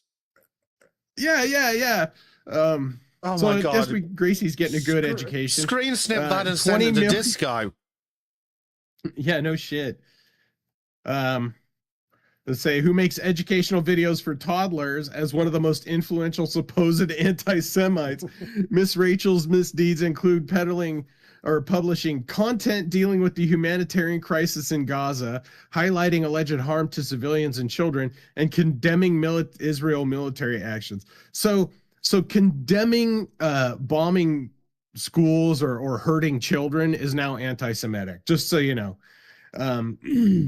If you want to be a supporter of Semitism, which Semitism is a joke, because Semitism is the Semitic people are Arabic, right? That's just really what Semitic means. It means Arabic people. And for the Jews to kind of co-opt that term, especially since a lot of them are not actual Arabs. A lot of them are European Jews or Ashkenazi Jews, which are not Semitic people. They're basically the white Jews, not the brown Jews. Miss Rachel, that's hilarious. She promoted fundraising campaigns for emergency aid for children in Gaza and other conflict zones. So raising money for bombed children, whether or not the children were actually bombed by Israel or not, is seen as anti-Semitic by Israel. Anti-Semitic incidents frequently spiked in relation to Israeli military action. Go figure. According to the report, in Australia, the Bondi Beach shooting was the only significant spike in anti-Semitic discourse observed during 2025 that is not related to Gaza. What the fuck do they mean not related to Gaza? I'm sorry. How in the fuck is a terrorist attack by Muslims against Jews after 2 fucking years of the government not fucking telling these worthless, lazy, unemployed morons that stand around Sydney screaming literal calls for genocide against the Jews, and the government's saying they're like, no, they're not doing anything wrong. Like, obviously we don't want them going out with the batons because free speech is, for some reason, a principle we hold and they don't. No, they could have at least come and been like, oh yeah, they're a bunch of fucking idiot communists. But no, the fucking government sat there and not just tacitly, but actively endorsed them. And after 2 years of this, I can't imagine why a fucking pair of Muslims thought it might be a good idea to just have a crack. Right? Not related to fucking Gaza. Jesus Christ. This is so funny. It's so funny what they're conflating everything to. In the United States, according to the report, there were significant spikes in anti-Semitic discourse on X after Israel breaking the ceasefire in March, or in Gaza in March. U.S.-Israeli military attacks in Iran in June, and Israeli airstrikes in Doha in September. Like, yeah, no shit. People are going to talk out about Israel guiding our foreign policy when our foreign policy starts doing stuff that is only in the interest of Israel. Anti-Semitic discourse. That's so delightfully vague. Does that include... It is. Does that include us going, why the fuck are our tax dollars involved in this? That's exactly what it is. The most mildest criticism is being called anti-Semitism. It's like, no, I'm allowed to criticize shit without being labeled as hateful. And if you think that just criticizing you is hateful, then you're insane. Like, that means you believe you're above criticism, which nobody's above criticism, and it's absolutely embarrassing to claim that. The report also asserts that this clear link between Israeli actions in Gaza, Lebanon, and the wider region and levels of anti-Semitism is not because of Israel's actions, but rather because of war imagery, humanitarian narratives, and political campaigns. Oh, because of people showing pictures of what's happening. I'm sorry, it's not because of Israel's actions, but rather because of pictures of Israel's actions. Right? Do they not realize how fucking stupid that sounds to autists like us who've spent what? Fucking, is it 6 years now tearing shitty fucking narratives apart? Right? It's so embarrassingly stupid and transparent. Israel acknowledges it is in the midst of a public relations crisis, which Israeli Prime Minister Benjamin Netanyahu describes as the eighth front, the weapons of choice in Israel's seventh front in Gaza, the West Bank, Lebanon, Iran, Yemen, Syria, and Iraq include all artillery, missiles, armored vehicles, but the eighth front is different. During a meeting this last year with social media influencers in Israel, Netanyahu said, weapons change over time, and the most important ones today are the social media. Yes, social media influencers that are met with the fucking prime minister. Yeah, no, we have a word for that. It's called propagandists. propaganda. Yeah. So, but they admit that they're in they're attacking people on 7 fronts Not with exactly. artillery, missiles, and armored tools. They're not like not exactly the best military tactics, but also you will notice that the leftists will cry and whinge and bitch about all those places. Meanwhile, I'm sitting here going, oh, well, there's nothing of value in any of those places, so why the fuck am I meant to care either way? right? Like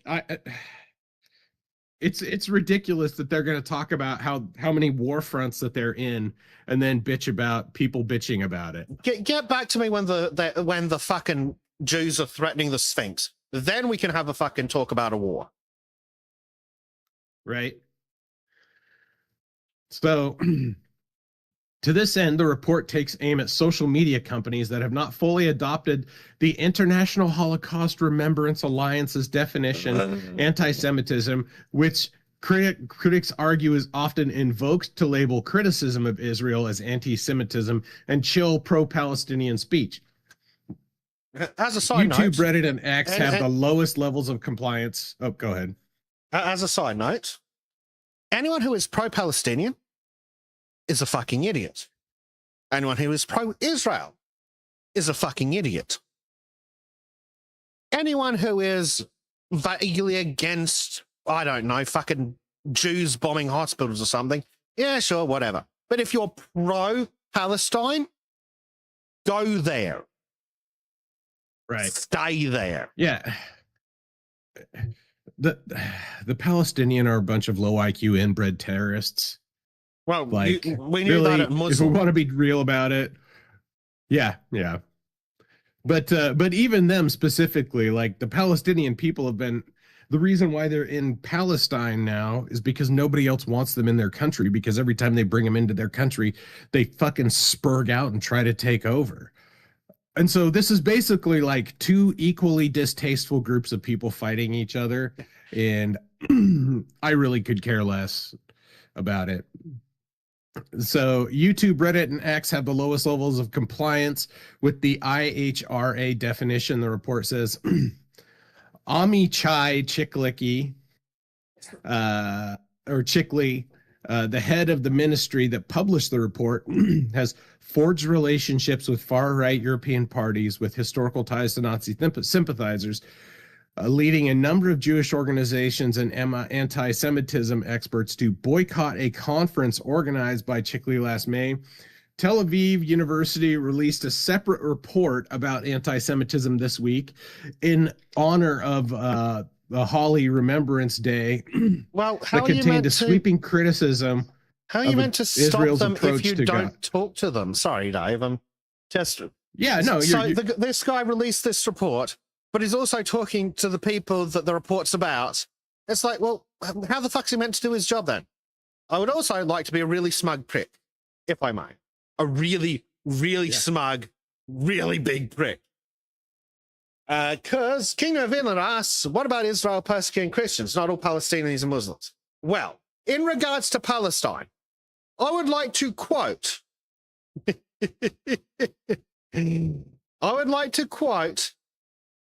Anad al-Malrik, circa 22nd of July, 1209. Cadet eos novit enim dominus quae sunt eus. Which roughly translates to kill them, for the Lord knows those that are his. Would you like me to elaborate? Yeah.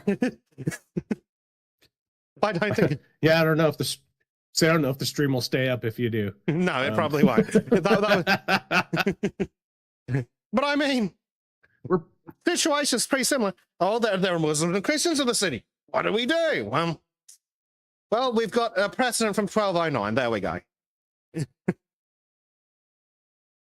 That's mostly a joke, by the way, but no, the active part of that's a joke. The me not giving a shit part's valid. I don't care. They're Palestinians. They're Middle Easterners. They don't care about anything in the Middle East except the pyramids. Right. I like the pyramids. We'll keep the pyramids. In fact, we should move the pyramids to the British Museum because that really piss off everyone. I want to put that Sphinx on a fucking boat and send it to the British Museum. Both of Yeah, them. pretty much. Like Egyptian history is too important to be left in the hands of the Egyptian people. Sorry, I've been an absolute So dick to you. Israeli politicians and media have, particularly in recent months, continually expanded the scope of what qualifies as anti-Semitism, at times in absurd or hasty ways. The report even called on the Ministry of Diaspora Affairs to be abolished for being at times an embarrassment. So that's a really kind of a white pill there at the end. That's an interesting turn on it. So this Amichai Chikli is not a complete insane pearl clutching nutbag like many of the Israeli politicians are. So I've got another article here from, and this is Ynet News, which is an Israeli source. Diaspora Affairs Ministry. So Greta Tucker and co, the top anti-Semitic influencers in the world. Diaspora Affairs Ministry report cites global rise in anti-Semitism, highlighting rhetoric, reach, and influence of figures accused of spreading conspiracy theories and false claims about Jews in Israel. The Diaspora Affairs and Combating Anti-Semitism Ministry on Saturday published a report warning of a significant rise in anti-Semitism worldwide, mapping global trends and identifying key figures, as it says are driving anti-Semitic and anti-Zionist discourse. The report, released ahead of Holi Remembrance Day, highlights countries that have taken steps to combat anti-Semitism, including the United States and Argentina, and ranks what it describes as the 10 most influential figures. What's that? Isn't it odd that they mention Argentina of all countries? Well, yeah, that's because Malay's a Zionist. As much as he is a libertarian, he also kissed the wall. I'm operating like 3 levels deeper on the schizometer here.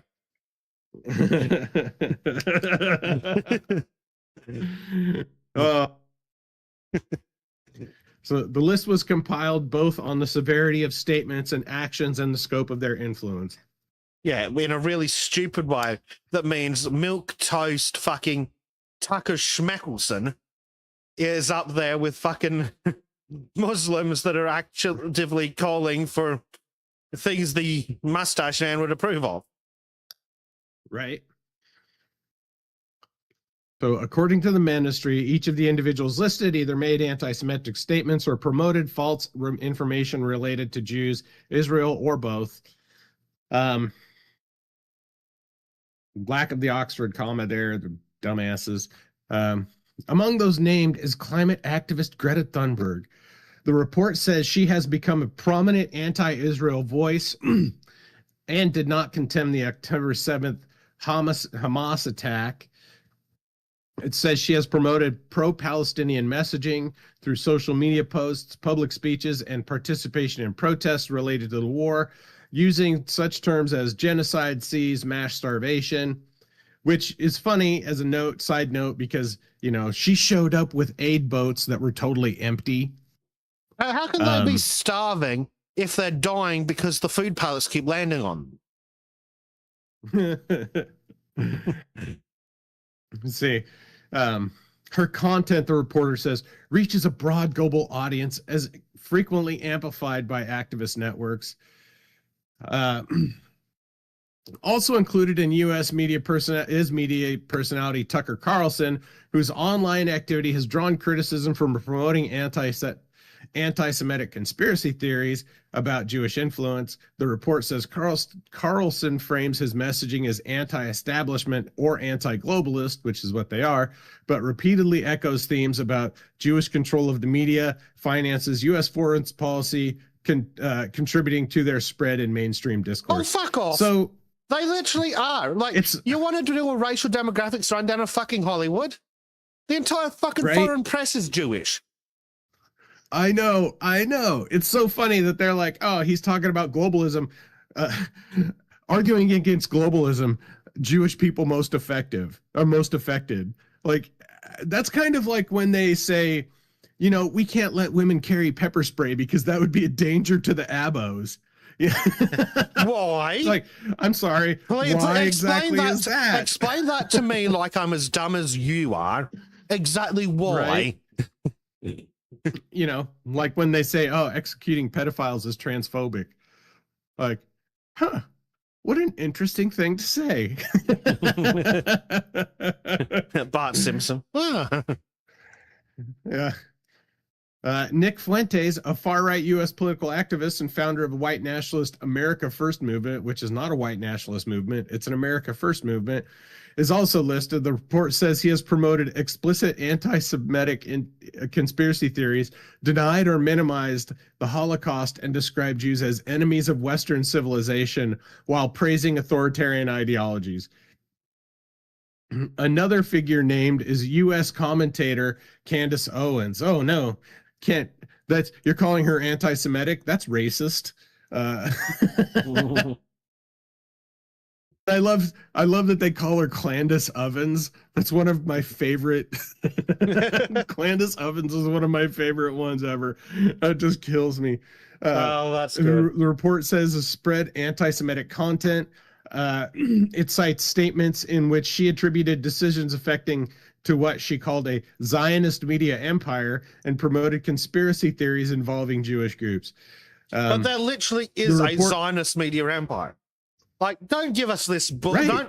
Don't fucking piss down my fucking back and tell me it's raining. There's literally a group of Jews running major multimedia, major media networks. Like, we can look at their early life sections on Wikipedia, guys. I'm not sitting here going, oh, it's bad because it's run by the Jews. I'm just saying it fucking is. And whether that's bad or not, it's irrelevant. It just is. Please don't fucking sit here lying because it makes you look evil. Well, it's just like when Kanye West said the Jews are out to get me, and then they shut down his banking accounts. Like, wait, what? Aren't you just proving him right by doing that? Like, it's so fucking funny. The report also names Anastasia Maria Lupus, described as a Denmark-based influencer who has circulated conspiracy theories about Jews in Israel, particularly since October 7th, portraying them as malicious actors with global control. She's just a Twitter personality as far as I know. I have no idea what else she does. I only know her from Twitter. Literally never heard of her, so... Other figures listed include U.S. influencer Dan Bilzerian, Egyptian-American comedian Bassem Youssef, a British-Palestinian journalist Abdel Bari Atwan, Muslim cleric Omar Suleiman, and U.S. content creator Ian Carroll. I'll give them the first three of that last group before there without question. Right. I'll just give them those. Well, and Ian Carroll's kind of a... I think they're giving him more credibility than he deserves, but also he's just pointing out a lot of obvious shit, right? He's not like crazy. He's not like crazy, like Charlie from It's Always Sunny looking for Pepe Sylvia. Like, he's just going through available sources and pointing out stuff. Anyhow. ISIS was created by Israel. That's why they declared a war on Hamas. Never kill Jews or attack Israel ever. From a post by Dan Bilzerian on October 13th, 2024.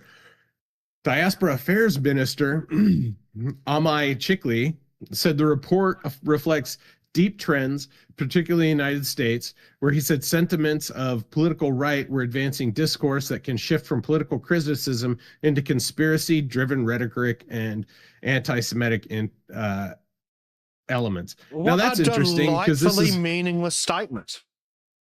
This is the same guy they were talking about in the last episode. It is. It's our friend Chickley.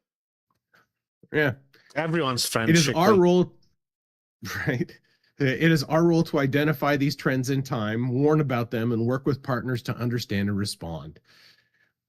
Director General of the ministry, Avi Cohen Scully, said the government had shifted from reactive Sorry, to Dave. proactive. Can you scroll to the top of that image again, please? Yeah. Just what were we talking This about is earlier with losers wearing masks? Because I recognize that flag in the bottom right. Oh yeah. Yeah, this is from the I think this is from That's probably Bondi Beach Memorial. Yeah. I don't know if that's necessarily one of the ones at Bondi, but it's clearly a memorial for that. But I see Yeah. guy on the left wearing a mask. There's a woman in the middle to the right of the guy's head wearing a mask. Yep.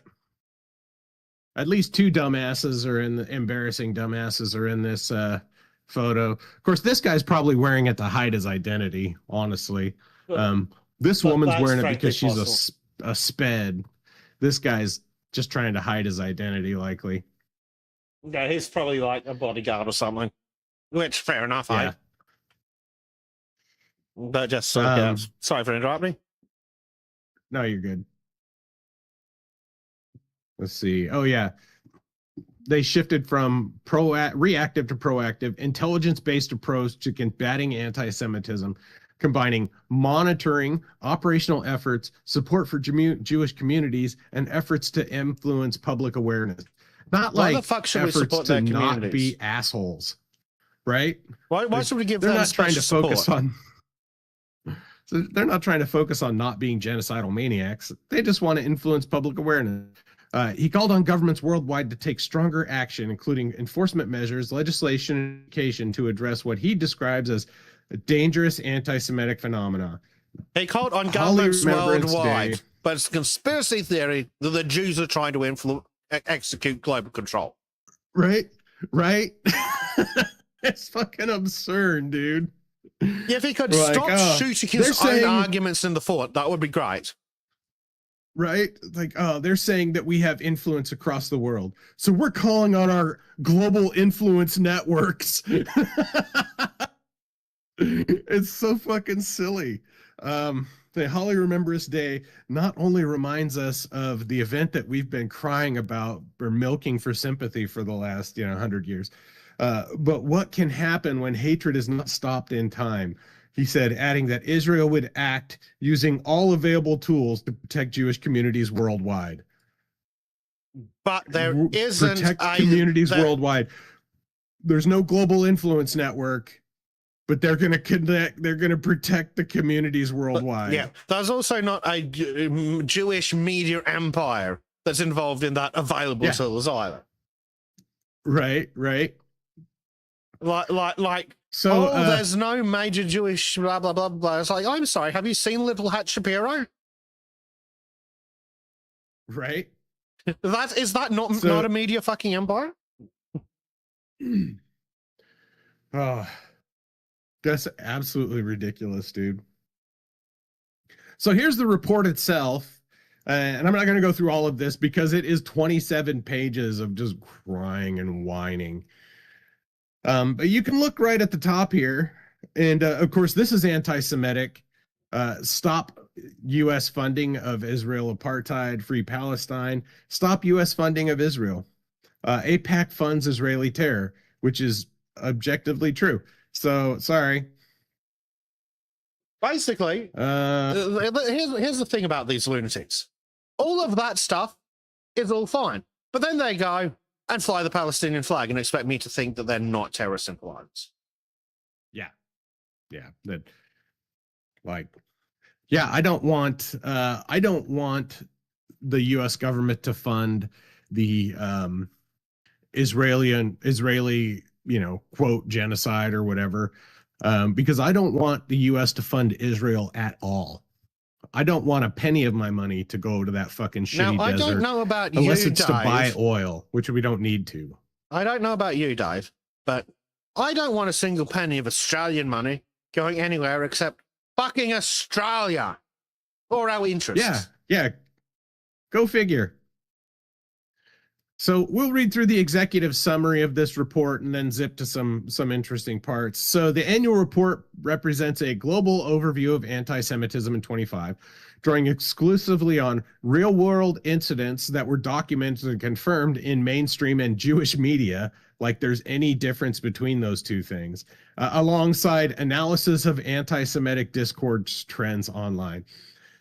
Findings indicate sustained high levels of anti-Semitic activity across multiple regions, with clear concentration in a small number of countries.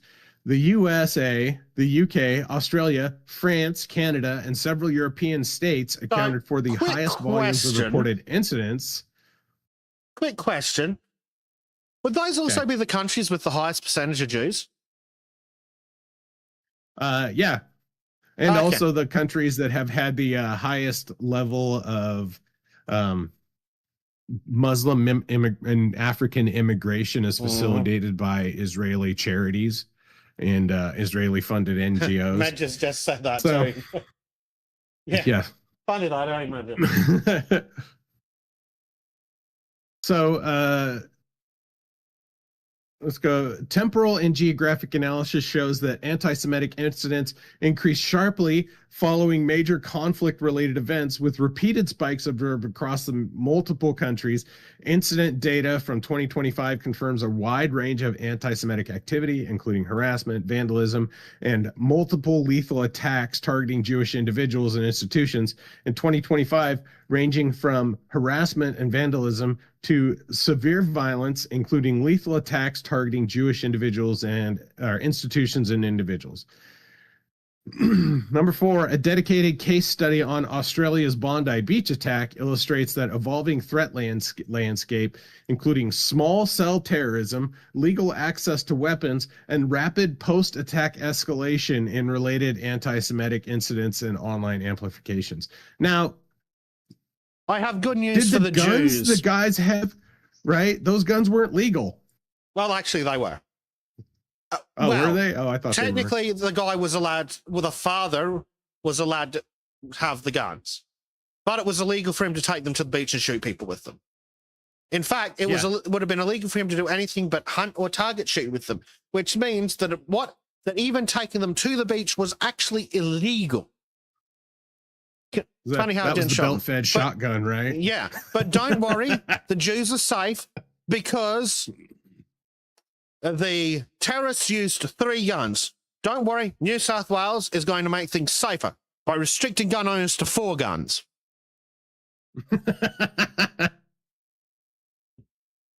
And no more belt-fed shotguns. God, I just can't get over that. I want a belt-fed fucking shotgun. I want to know exactly how many belt-fed shotguns are in Australia. I'd be willing to bet. I would be inclined to say that the number might actually be 0. I know in the US it might be a couple of hundred, but in Australia it might legitimately be literally 0. Literally. But no, because these laws are fucking shut out by morons who make the fucking Democrats look bright. No, the fucking retard saw a bandolier and went, "Oh, it's a belt fed." Just how stupid our politicians are. Dear New South Wales prime fuckwit, go home, close your door, draw the blinds, set yourself a nice warm bath, sit there, and then acknowledge that you're a fucking retard and never leave the house again, you fuck in waste of oxygen. And put your head under the water and never come back up. I was thinking it. I was also thinking things along the lines of kitchen devices and kitchen drawer devices. Yeah. But I decided not to go there. Go grab yourself go take a toaster bath. That's a joke, YouTube. But he should go home and sit in the dark and think about how fucking retarded he is. Yep.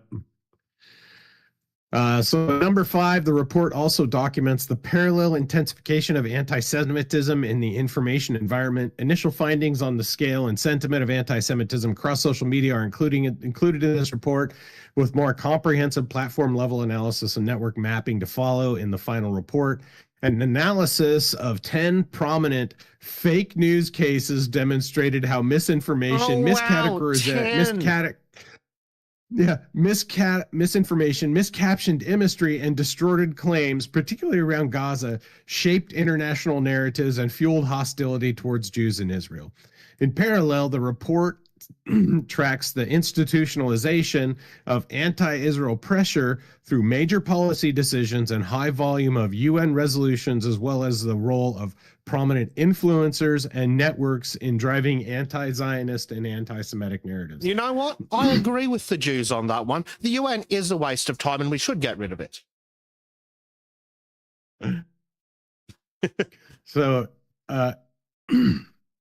number 6, overall, 2025 reflects a convergence of 3 reinforcing dynamics: an escalation in violent anti-Semitic incidents, the continued concentration of reported incidents in specific geographic areas, and the expansion of online hate and misinformation ecosystems. Quick question. Would some of these concentrated locations be the ones where there's a Jewish suburb on one side of the high street and a Muslim suburb on the other side of the high street, and somehow it's white people's fault? Yeah. Okay, cool. Yeah, exactly. It's just like when they went to stop Asian hate, and then they started looking into a lot of the majority of anti-Asian hate incidents, and found out that it was blacks doing it.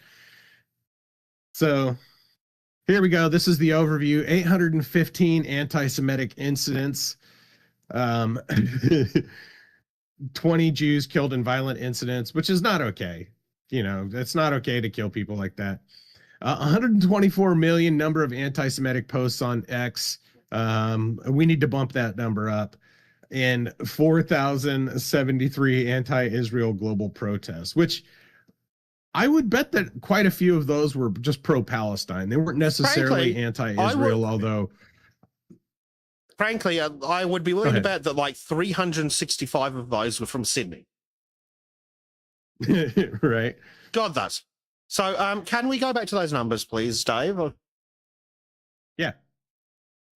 So, I need to look at the right bit. So, 20 Jews killed in a violent incident. Firstly, that sucks. Shouldn't happen. We don't like innocent people dying for no at all, frankly. But 124 million anti-Semitic posts on Twitter. So doesn't seem like the posts have any relationship to the deaths. Right. Yeah, it seems like one of these numbers is dramatically several orders of magnitude and multipliers away. Right? Like doesn't seem like there's a lot of correlation between a lot of these things. So you know, especially since like 10,000 of those are probably just mine. So Dave was a busy man in the 30s. So graphic distribution by countries. The following graph shows distribution of reported anti-Semitic incidents across the top 20 countries in 2025, highlighting variation in incident volume by country. So it's funny how Canada has so many incidents, but I wonder why that would be. You know, like it could be possibly is it because of mass immigration? Maybe. Oh, that's the Pacific Northwest. A disingenuous fucking color chart. Oh yeah, absolutely. Like you look at the color chart and go, oh, that's a lot of problems. Then you look at the bar graph, and somehow Australia and America are the same fucking color.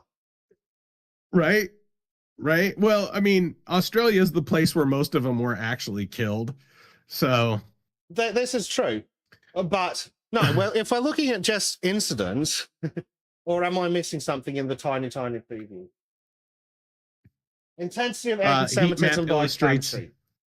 Yeah. So no, not deaths. If it was just deaths, yeah, sure, fair enough. But so let's look at that bar graph. So less than 300 anti-Semitic, which we know is going to be a ridiculously broad category that's going to include just standard fucking crime, but the victim was a Jew. So less than 300 in a country of over 300 fucking million. I think they're fine. It's literally less than one. It's something like 0.8 per million. Yeah.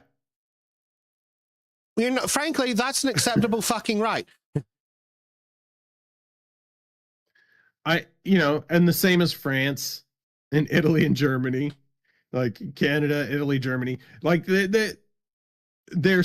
all red. Like, oh, it's so awful. But then you look at Canada and it's like, that's not really that bad. It doesn't look like it's less than 100. Mm-hmm.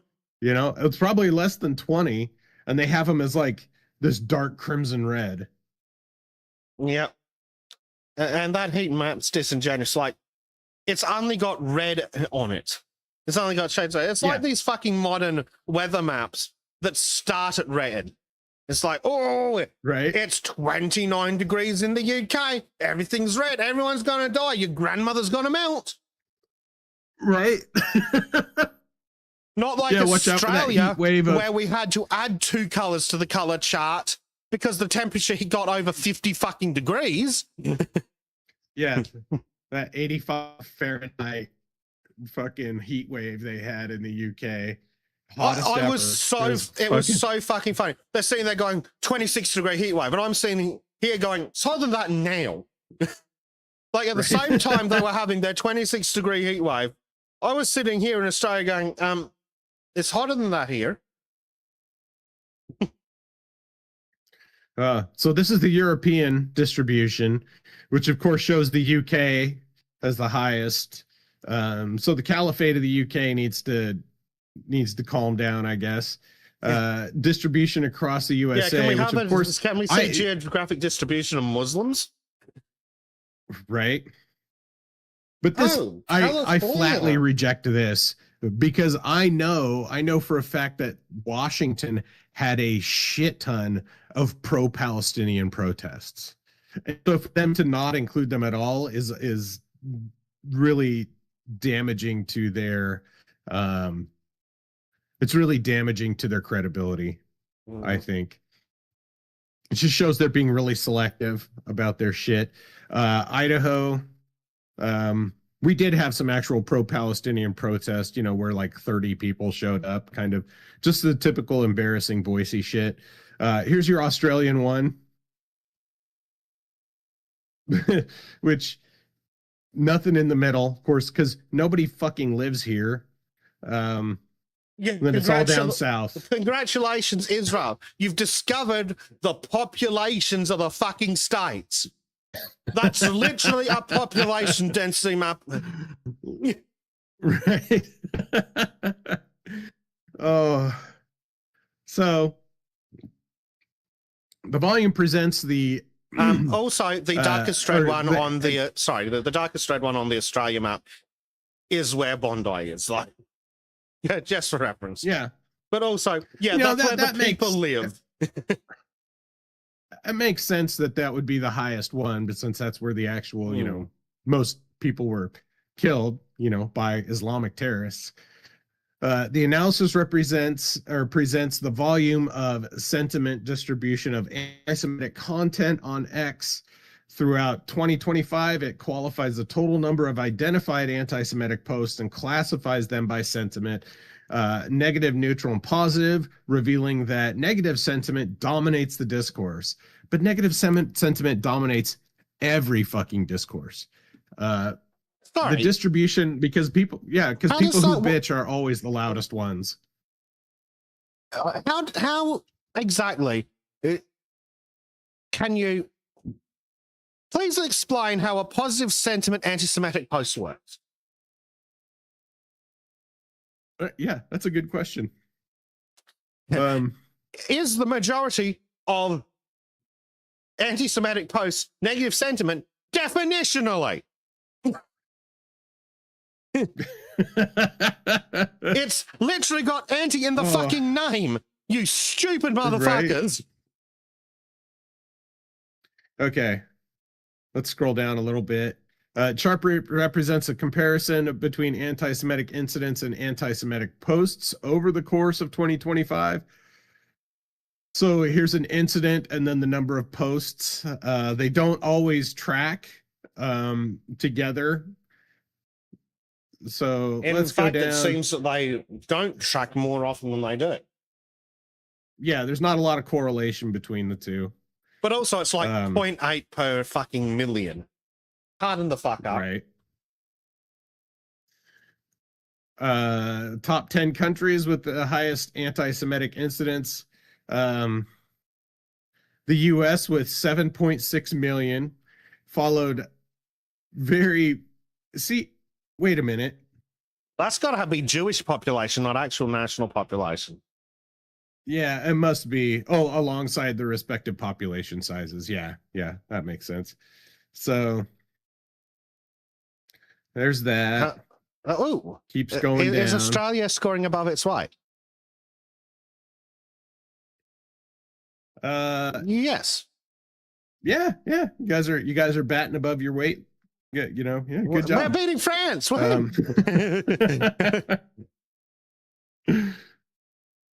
So top 10 incidents. The Australia terror attack. So 15 of the 20 deaths in 2025, one incident. Right. Terror attack on the Manchester synagogue, which was Muslim. Gunman kills 2 Israeli embassy staff outside DC Jewish Museum, which was a Muslim terror attack. Wait, is that 3 for 3 incidents that were Muslims? Yeah. Top three are Muslim terror attacks. Teabag and us was one of the flags wrong. Probably Greece. You probably just saw the colors on it. It's like the Israeli flag. No, it's Greece. Unless one Greece, of the other flags Spain. is wrong. Wait, is Italy wrong? Is or that, am I missing something? My screen. Yeah, no, they have Israel and the Netherlands swapped. Or Italy and the Netherlands, because this is the Italian flag. You were right, Teabag, well done. Good eye. that was a good spot. Yeah. So they're not as credible as they like to see. Firebomb attack at Boulder, pro-Israel visual, kills elderly woman. Which I don't know if that was a Muslim one. That was just a pro-Palestine one. Boulder. What was that? Was that a vigil firebomb? Yeah. Okay, I'm going to quickly Google that. Israeli tourist hospitalized after pro-Palestine. Oh, Muhammad. Okay, yeah. So there you go. Israeli tourist hospitalized after pro-Palestinian attacker bites off part of his ear, which was another Muslim thing. Elderly Jewish woman stabbed in Ottawa grocery store by by a Muslim. Like Australian childcare torched and sprayed with anti-Semitic graffiti by a Muslim. Israel music producer kidnapped and beaten by 3 men in Wales in an anti-Semitic ransom plot. Look at those 3 guys. Here. The picture on my fucking monitor, because of the way I've got it set up, that picture is literally smaller than my fucking thumbnail, and I can tell from here. I'm over a meter away from a picture that is smaller than my fucking thumbnail, and I can see the physiognomy. Right? So it's hilarious that all their top incidents, like they're conflating this with the whole goddamn world. What was that last one there? We haven't checked it. Oh, the synagogue set on fire during a Shabbat meal with 20 people inside. I'm pretty man poured sure. flammable liquid on the entrance. I'm pretty sure that that's going to be exactly what we think it is. Yeah, Does it say where in Australia? in Melbourne Fucking or Melbourne. Melbourne. Yeah. Because remember, this is Australia. We do things weird. Yeah. Does it... oh, they've charged 2 men over that. Oh. That was apparently also one in 2024. Is that the one they're referring to? No, this one says September 2025. Oh, fantastic. Okay, so the 2024 one, which isn't relevant to this current one, perpetrators, Iran. Iran, yeah. Like, they literally say Yeah, Iran sponsored. Multiple 2024 Iranian operations inside Australia. So literally all top 10 of their incidents, their violent incidents, were perpetrated by Muslims whose immigration they facilitated into the fucking West. Let's see. Case study, Australia, anti-Semitic violence and security implications, perpetrators and radicalization, blah, blah, blah. There's just a whole bunch. They've got a whole bunch of stuff here. Significant anti-Israel UN resolutions in context of anti-Semitism. This is HRC 58-2, human rights situation and opt, including East Jerusalem, positioned Israel as the primary violator in Gaza and the West Bank's calls for international accountability, which they are, legitimizes arms embargo language, endorses ICJ/ICC pressure, and advances long-term legal isolation. Human rights in the occupied Syrian Golan Heights. Reasserts that Israel's control of the Golan is illegal and pressures Israel to reverse administrative legal. And so when they're occupying a foreign nation and the UN says, you shouldn't be doing that, they're like, oh, that's anti-Semitic. Wait a minute. The right of the Palestinian people to self-determination. So saying that the Palestinian people should have a right to their own destiny is anti-Semitic. More Israeli settlements in the Golan Heights. Protections of civilians and humanitarian obligations, which is hilarious. That's saying, we need to protect human rights. Oh, well, that's anti-Semitic. Like, what? What do you mean by that? And then I'll go down. Oh, notable fake news stories. False claims of Gaza and resettlement in Ukraine or Syria. So social media posts falsely asserted that U.S. President Donald Trump and Israel Prime Minister Netanyahu announced a plan to relocate a settlement 15 million Gazans, relocate or resettle 15 million Gazans in Ukraine and Syria. Independent fact-checking found no credible evidence. Misreported death of Gazan child Abdul Rahim Muhammad Hamdeen. Reports circulated online that in the media claiming that 8-year-old Abdul Rahim Muhammad Hamdeen has been killed during Israeli military activity while seeking humanitarian aid. Later, verification showed that the child was alive and with his family, demonstrating the initial reports were inaccurate. Misleading claim about 14,000 Gazan babies dying in 48 hours. The UN Undersecretary General's warning widely shared that 14,000 Gazan babies will die in the next 48 hours unless aid reached Gaza, implying an imminent large-scale death toll from malnutrition. The comment was referenced by media outlets, social media posts, and political figures, but the official report he cited actually projected an estimate of 14,100 children under the age of 5 could experience severe acute malnutrition over an 11-month period. So it wasn't just babies, you liars. It wasn't 14,000. It was 14,001 children from the age of 1 to 5. So, I was only half listening because I was researching that final one on the list of anti-Semitic incidents. But just in reference to what they were saying there, quick question: how many children under 5 would have died in Palestine if Israel didn't exist and we weren't sending the fucking Palestinians aid? Because why the fuck would we do that? We've been doing that to Africa for like 50 fucking years, and they just live off of foreign aid. So again, if the West wasn't just shoveling money at them, would the more or less kids have died? Or would it just be the same? Like, why? Anyway, right. So that last anti-Semitic incident, the firebombing of the synagogue.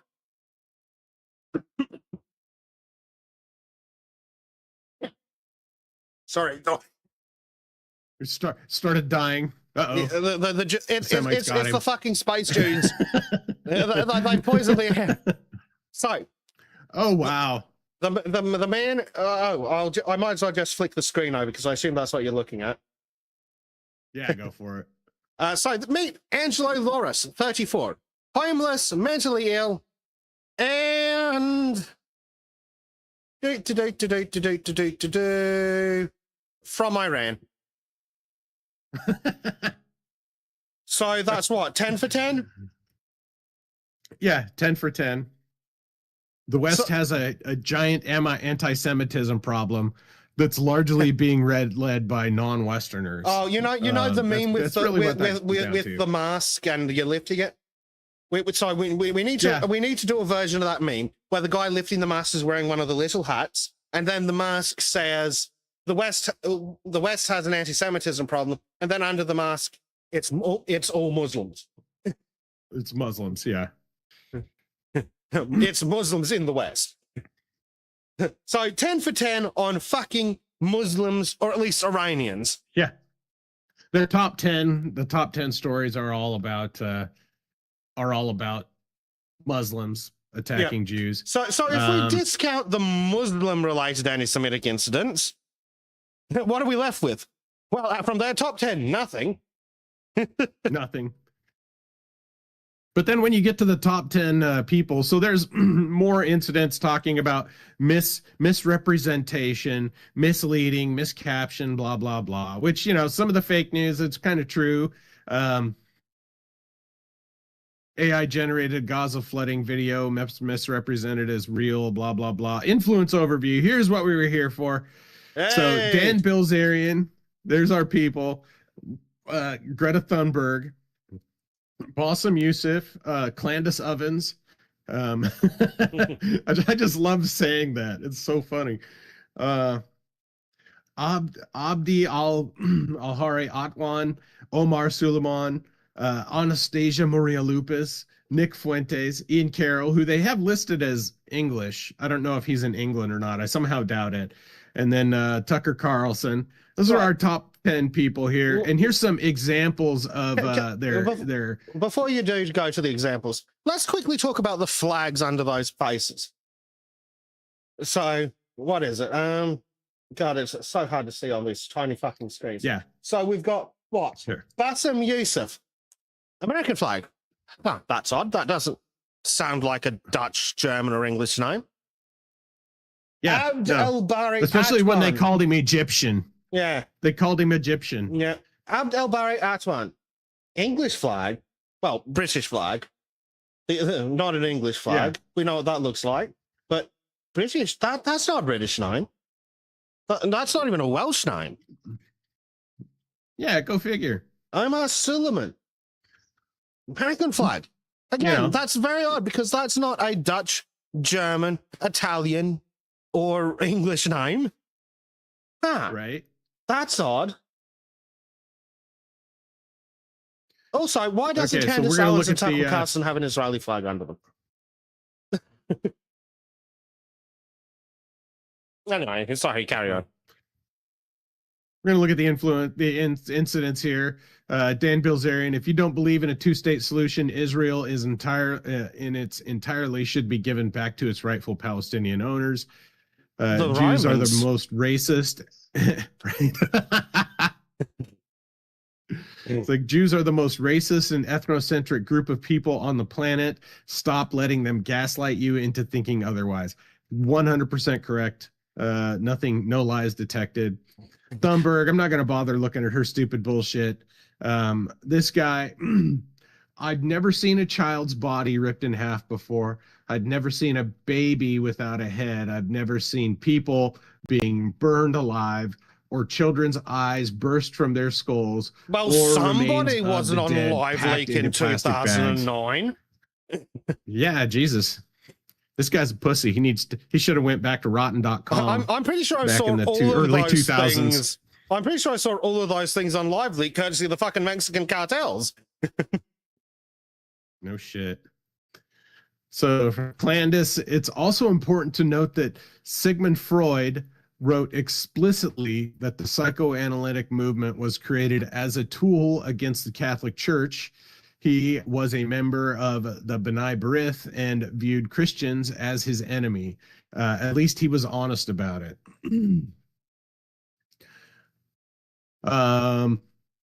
This guy has just a posted a news story about Netanyahu is violating Syrian territory by land and air, which is unequivocally true. By occupying the Golan Heights, they are violating the national sovereignty of Syria. Yeah, that's true. Omar But Suleiman. are we expected to care? Right?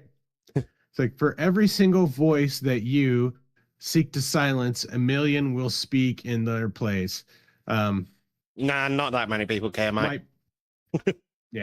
My brief address to the national march on Washington today, that was dedicated to brave student activists arbitrarily detained by ICE at the behest of Israel. Gay. Dr. Anastasia Malupis or Maria Lupis, go fuck yourself, Jew. Oh, is that it? Oh, boo fucking hell. The Hackernonus 4chan said far worse things. Say, I reject the idea that young men are becoming radicalized because I was mean to them and the economy is bad. What they call radicalization is just a logical reaction to white genocide, feminism, and organized Jewish influence. I mean, broadly true, but from, also Nick Fuentes is a bitch. Right. Well, funny how Republicans became the party of censorship and cancel culture the moment Americans started criticizing Israel. Any Republican that engages in these tactics on behalf of Israel should be removed from office. It's un-American. I mean, yeah, that's just straight up true. Just was posting pictures. Tucker Carlson. That's a small. I'm not going to bother reading it, but because he said something and then it's something from the Jewish Policy Center. So top 10 major anti-Israel policy decisions. This again goes back to the ICC rejects Israel's request to withdraw arrest warrants. And I believe that was in response to them issuing a arrest warrant for Benjamin Netanyahu for war crimes. Yeah, that's what it is. Opposed to Israel's bid to withdraw arrest warrants for Prime Minister Netanyahu and Defense Minister Gallant. In July, ICC judges rejected Israel's request to halt the Gaza investigation, leaving the 2024 arrest warrants in force and confirming the court's jurisdiction over crimes in the occupied Palestinian territories. Paris Air Show restrictions. At the 2025 Paris Air Show, Israel defense companies such as IAI, Elbit and IAI, Elbit and Rafael were allowed to attend, but found their stands walled off behind black panels, with French authorities ordering the removal of offensive weapon systems.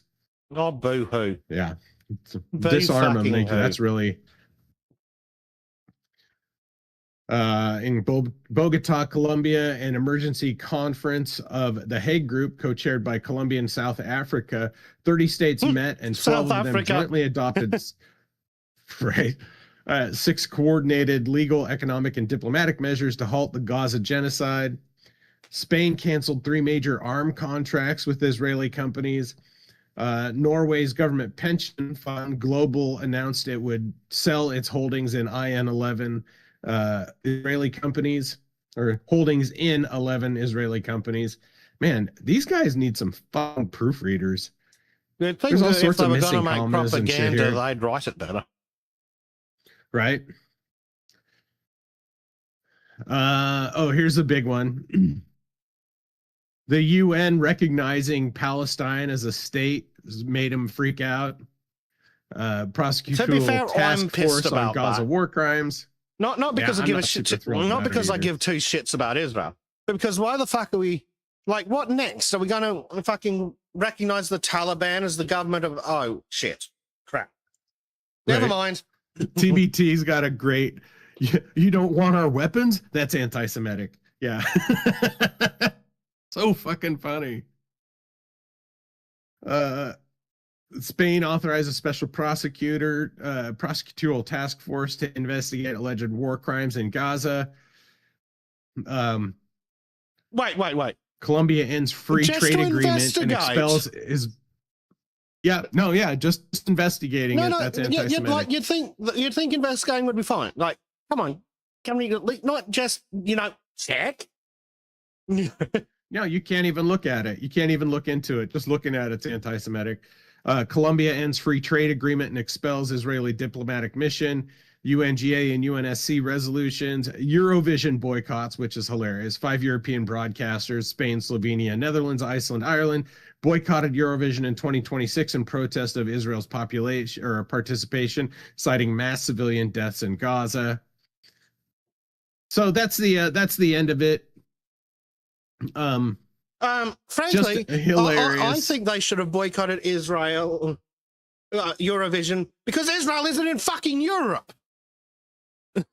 Yeah, go figure. Like I don't know Australia why shouldn't be Israel in would partake in Eurovision Eurovision. But this is the website it came from for Ministry of Diaspora Affairs, and I was just because I don't know shit about Dan Bilzerian, and I don't pay much attention to him. So here's just his Wikipedia article just to give him just to tell who he is. He's apparently the #1 worst anti-Semite. An American influencer and a veteran. He gained notability in 2013 for his extravagant lifestyle photos, scantily dressed models on social media, which is standard Instagram bullshit. He served in the Navy from 99 to till 2003, and he was an E4 quartermaster. Apparently, he was in the World Series of Poker business events. Oh yeah, in 2026, he announced he would be running the Republican primary in Florida's 6th congressional district against Randy Fine, who he called a fat, which is hilarious. And TMZ had a giant spurg out about that. Yeah. Because he called Randy Fine a fat Jew. So he did a bunch of bullshit. I'm not going to go through his views, but that's just who he was. That's just who he is. So he's just some random guy. I saw something in his opinions on Jews control the media. Quick question. If we actually do look at who owns the media companies... Oh, yeah, right. We're not allowed to actually look at facts and statistics. Right. No facts. Let's see. Oh, yeah. He was also granted Armenian citizenship, too, which they took. They took. TMZ took really big exception to that. But he's more or less just like an Instagram dude that got big and started being outspoken about the bullshit. So that's the seg on Israel's report crying out anti-Semitism. It The West's full of categorizes even the most anti-Semitism. Lift the cover. Oh, it's all the Muslims you Right. shoved into our countries. right. All the incidents are done by Muslims, and all of the incidents all the violence is done by Muslims, and all of the incidents include the most mildest criticism, or not even criticism of Israel, but support of Palestine. So you can't support Palestine without being anti-Semitic, according to the Israel, Which is nonsense. Of course you can support Palestine without being anti-Semitic. What you can't do if you support Palestine is not be a fucking idiot. Yeah. You're not anti-Semitic, you're just stupid. I mean, you could be anti-Semitic they can't and proofread. stupid, but Statistics is another word for racist. Yeah, that's right, TBT. And they can't proofread and check flags in professional articles in a government site. Propaganda. Yeah, it's fucking clown shoes, dude. it turns out it's Muslim terrorism all the way down. But that's amazing, though, and they don't fucking want to talk about that. Even the Jews don't want to talk about it. Oh, look at our 10 worst anti-Semitic incidents. The most dangerous, deadly, violent ones. It's like Muslim, Iranian. Muslim, Right. Iranian. Yeah, and Marku brings up a good point in the YouTube chat. I'd forgotten Dan Bilzerian even existed. Exactly. I wouldn't even know who this guy was if they weren't crying about him being anti-Semitic. Well, it's much like the feminists and Andrew Tate. Some irrelevant loser who's just being bigged up by the people that get their panties in a fucking twist. Yeah. They're Streisand affecting him into relevance. So, changing gears just a little bit. Changing gears quite a bit. The next thing I had was about the Omaha police in Nebraska fatally shoot a woman who grabbed a child and slashed him with a knife. Remember what we got kicked off of YouTube last time for?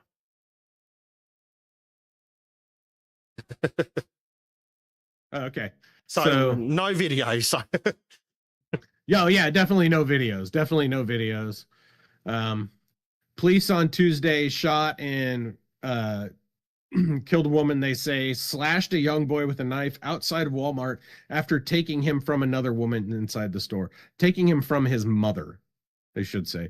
The suspect approached a female shopper with a 3-year-old boy, then displayed a large knife she had shoplifted from the store, took possession of the child, essentially kidnapping the child. Sorry, that's what it is when you take a kid from... I want to focus on another part of that. So, let me get this right. She took the knife from inside the store. So, would making it illegal to sell that knife to her have made a fucking difference? Yeah. No, because they didn't sell the knife to her anyways. Sorry, suspect told the woman to walk in front of a shopping cart, and she followed with the child at knife point. So she threatened them. She held a knife to the kid, proceeded out of the store and down her driveway where the two women had some verbal back and forth. Yeah, I'm sure, just some verbal back and forth for several minutes until officers arrived. After receiving a 911 call, police arrived outside the Walmart, gave the suspect commands, at which point she began swiping the knife at the child, cutting him across the face. Grace said at least one officer fired at the suspect and she died on the scene. Body-worn camera images police released show the woman raising a knife over the young boy sitting in the shopping cart as the officer raises a gun. Child was being treated at the hospital for a large laceration across the left side of the face and to a hand, and he survived. It's unclear what provoked the subject, said the two women did not know each other. The relationship before the boy and his caretaker wasn't clear. It was his mom. Police are reviewing video from the store. The event appears to be an isolated incident. Walmart was largely empty as police continued their investigation. The actions inside the store wouldn't necessarily have drawn attention from the other shoppers. kind of just purposely but casually walk out of the store. So I don't think anybody was actually looking at them as suspect or anything. Police shooting will be investigated by Omaha police with the help of Nebraska State Control, which is stupid. They don't need to. It was justified shooting. In fact, the only thing they should look at with that shooting, why didn't it happen sooner? Well, we know why it happened sooner, because the suspect is a color other than chalk. Right. And we've had like what is it now? 15 years of ass about face, where the cops get in trouble for lawfully shooting a criminal who, because that criminal happened to be black, so now they're hesitant, but they don't get in trouble when they actually break the fucking law. Like Dad said, Right. If you look at all the reports of the police doing the wrong thing, like every time the fucking news gets involved, nearly every time, obviously being slightly hyperbolic, but it seems to be that the majority of the time when they're being harassed by the system, they did the right thing. But when they actually deserve to be utterly fucked up the ass with like these idiot SWAT teams that somehow can't read a fucking house number, oh no, that's not a fucking problem. Yeah. It's a big drama because this guy shot a woman who was swinging a knife at a kid. But oh no, the dickhead SWAT team that went into the wrong house, we can't put all 10 of them in a fucking prison cell together so they can be Totally butt buddies cleared. for the next 10 years. Right. Totally cleared. So this is an interview with the father. 3-year-old boy hurt Tuesday morning. And here you can see the cut on where she got him, right by the ear. Luckily, this kid's young enough to where he won't remember this. And that's cold comfort, but it's unlikely that he'll remember it. Anyway, okay. 3-year-old boy hurt Tuesday morning in a violent attempted kidnapping incident was in good spirit as he sat on his parents' lap and wandered around in front of the news. Well, she didn't get away. True, but it wasn't his attempted kidnapping. She got the kid. She departed the store. In fact, by law, I believe that the woman actually technically kidnapped 2 people.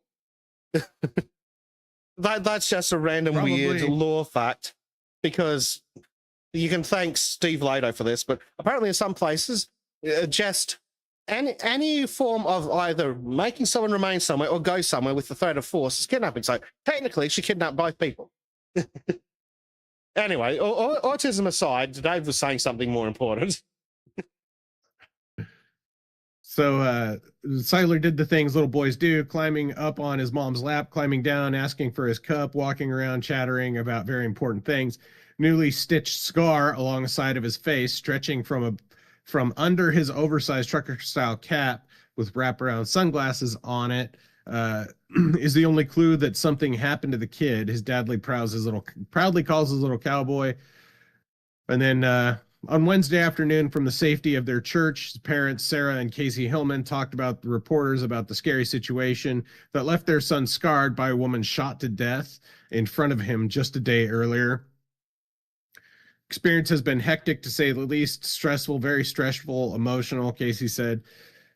Sarah Hillman, who lives in Lincoln, said she found out about the incident through a questionnaire from a hospital, talked about the agony of the hour-long drive after she heard her son had been hurt. So I guess it wasn't his mom. With a caretaker that morning while his dad went to a job interview. They said Omaha police let them know before releasing the photos of the shooting, but the images were still jarring. Well, that was good of the police to make the effort to get in touch with them. Right. One cop told me yesterday, sitting in there yesterday morning, he was like, if I had a gash that big on my face, I'd be bawling because that kid hasn't shed a tear. He went back for surgery at 3:00 in the afternoon. That was the first time he cried because he had to leave me. After that, he was good when he came back, Casey Hillman said Wednesday. They said that he was just asking for dad, a Band-Aid, and to go home the whole time until I walked in the door. So his big thing this morning was, I don't want to go outside. It's scary, which is completely to be fair, understandable. that's my reaction every morning too. Right. yeah. Big same, kid. Big same. It's scary. I had to take a minute and go sit in the corner and pretty much bawl my eyes out because that broke my heart. That's never been that kid. He always wants to go outside, Casey said. And then he asked me if I'd carry him if we went outside. And yeah, I ain't going to let nothing to happen to you. So he has his moments, his parents said, which is expected in the aftermath of a bad experience. But they said Siler only cried on Tuesday when he had to go into surgery because he was going to be away from his dad. Praise for police, questions for Walmart. I don't blame Walmart for this at all. Yeah, what the fuck did Walmart do? And unless the bitch was running around acting crazy for a while, and Walmart should have called the cops earlier. But that aside, like, the fuck are they meant to do? They don't have guns. Well, not officially, anyway. So we about ended up in a different conversation, different situation in a matter of centimeters or inches, Casey Hillman said. He said he thought Omaha police handled the situation correctly and did what needed to be done. Both parents raised concerns that there wasn't an armed guard Tuesday at the Walmart location. I don't think Walmart security needs armed guards. She says she blames Walmart for the situation, saying that they intervene on other instances of theft, but usually have with most of their other situations. This wouldn't have happened. What? That's so if they would have moronic. stopped the woman from, right? If they would have stopped, well, if they would have stopped the woman from stealing the knife and taking it outside, that may be true. But she didn't take it outside, though. Well, until she was taking both people outside. But I'm reasonably sure that armed guard training doesn't involve hostage negotiation and fucking shooting hostage takers in the face. Right. Like, this woman took the knife from the shelf in the shop and then in the shop kidnapped this woman and kid and then presumably somehow hiding the knife in a fit of sandy. They all just wandered out of the fucking store because, again, presumably the fucking beeper didn't go off because the security tags on the package to the knife that she'd stolen. Like, the only fucking thing, the only way Walmart could have responded better is if loss prevention or whatever the fuck they're called over in the US had seen the bitch steal the knife in the first place. And again, she now has a knife. She has a knife. And this is to put a highlight on how stupid people are. He said he had to stop scrolling on social media after seeing so many comments from people who said the officers should have used a taser on Guzman instead of shooting her. No, they should have stopped. They should have shot her cold sooner. Dead as shooting. Yeah, they should have shot her sooner. This could be a whole different conversation if it would have been them using a taser, or they wouldn't have reacted right away when she raised that knife to start coming down. The main reason why I stopped scrolling social media for a while, because everybody was saying, well, you should have tased her first. Then I wouldn't have my kid. So I don't feel that's the right course of action. Wasn't the bitch wearing a big puffy jacket anyway? No, she was just in a... I'm not serious around. She's just in a tank top. Yeah, she's just in a tank top. Yeah, she was. And pajama bottoms and slippers, which... I mean, it's Walmart. It's Walmart, but still. Yeah, not exactly a sign of high IQ. Or a nice stable. So during the interview, Siler acted like a lot of 3-year-olds, talking about needing his cup, walking in front of the cameras as he tried to find it. Overall, his parents said Siler is a goofball and a fighter. He wants to ride sheep, ride bulls whenever he can, and sing into microphone. Boots are a big part of his personality, his dad said. Aside from little things, because he's still so young, he's taking it better than everybody else, and everybody else is struggling with it, Casey Hillman said. He wants to be tough. He wants to ride sheep. He wants to ride bulls. He wants to do whatever he can. He grabs anything, and makes it a microphone and starts singing his favorite songs in the room. I mean, we're talking about pull-up boots and a cowboy hat. That's all he's got on. His dad said Siler's fist bumping people and watching cartoons now. He's fist bumping no, his dad said Siler's fist bumping people and watching cartoons now, but both parents worry about what he might have to deal with later. It's starting to show, Casey said, things are calming down and he's trying to get some semblance of normal. There's going to be things that come to light. Whether it's now or down the road, they come to the top. It's going to bother him coming down the road. They're grateful for the support from the church, for the funds coming in through donations, including GoFundMe nearing $17,000. I'll pull up that GoFundMe really. So they're up to 48,000 now of 70,000. Which I'm sure 70,000 is probably just for the medical bills. Yeah, probably. But you got shout out to the people that are helping. Yeah. $5,000 anonymous donation. Fucking Chad. Hemlock Hill Water Services. So shout out all these people. And if you feel so inclined, I would encourage you to go donate as well. So his 5 other siblings are also dealing with the knowledge they almost lost their baby brother. Sarah said his 15-year-old sister is especially close to Siler, and his slightly older sister is taking it especially hard. I can only imagine. I can only imagine how terrifying this was for them. Frankly, I wouldn't be surprised if it's hitting like the 15-year-old really hard, because the 15-year-old's the one that understands shit. 15's old enough to understand, but not regulate. As we all remember. Understand how. And what a terrifying incident for the family. And I applaud the police officers who did that. There's actually, and I don't have any stories pulled up about it, but this woman had been convicted of things in the past, and her last incident, she was released because of reason of insanity. Actually, I might have put that in our. Let me go see if I put that in the private chat here. I think you did, or at least you mentioned it somewhere. God, that's a lot of scrolling. Yeah, I know. Got a lot of bullshit to talk about here. Is that the AP? This is the AP article. Yeah, it's the AP. Oh, another one of those not go by reason of insanity. That's the WOWT. Yeah, here we go. 31-year-old was assigned a mental health treatment plan after a house fire and church break-in. Fucking liberals. Yeah. So this is the woman who was shot.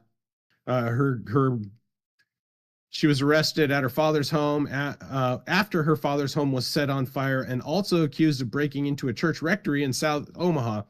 She was found not guilty by reason of insanity and assigned a treatment plan in 2025, which obviously fucking failed.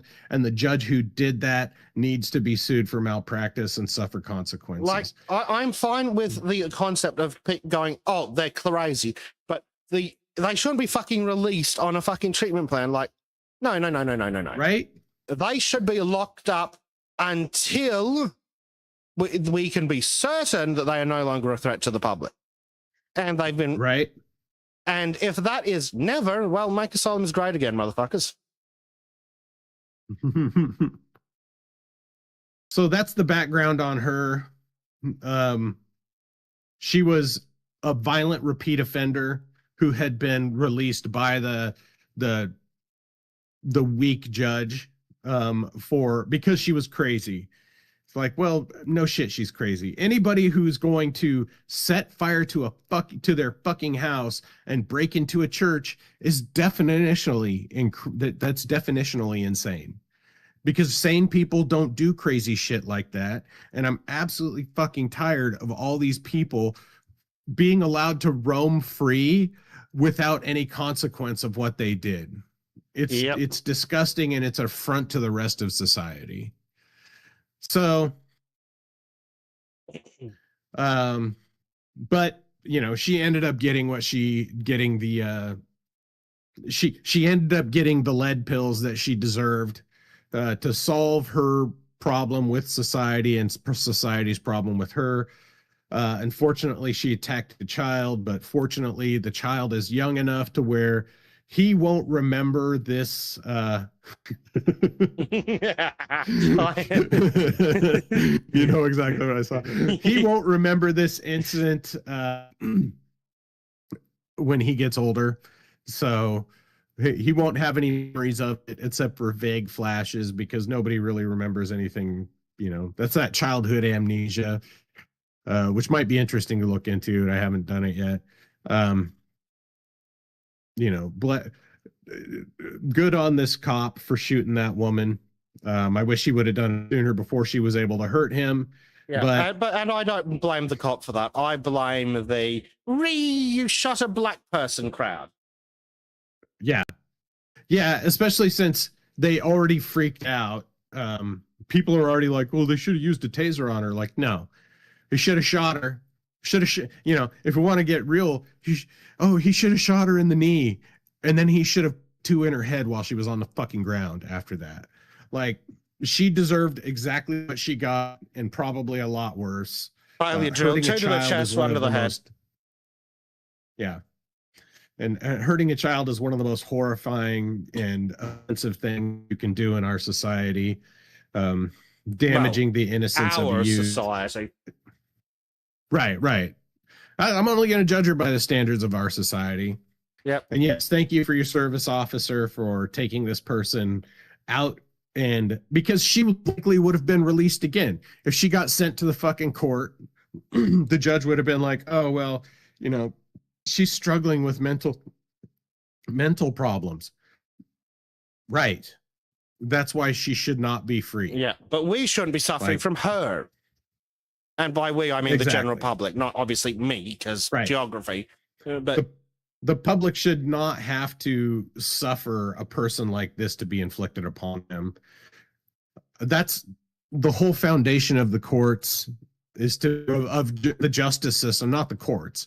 That's the whole foundation of the justice system, is to remove people who are a danger to the public from public. That's why we have prisons.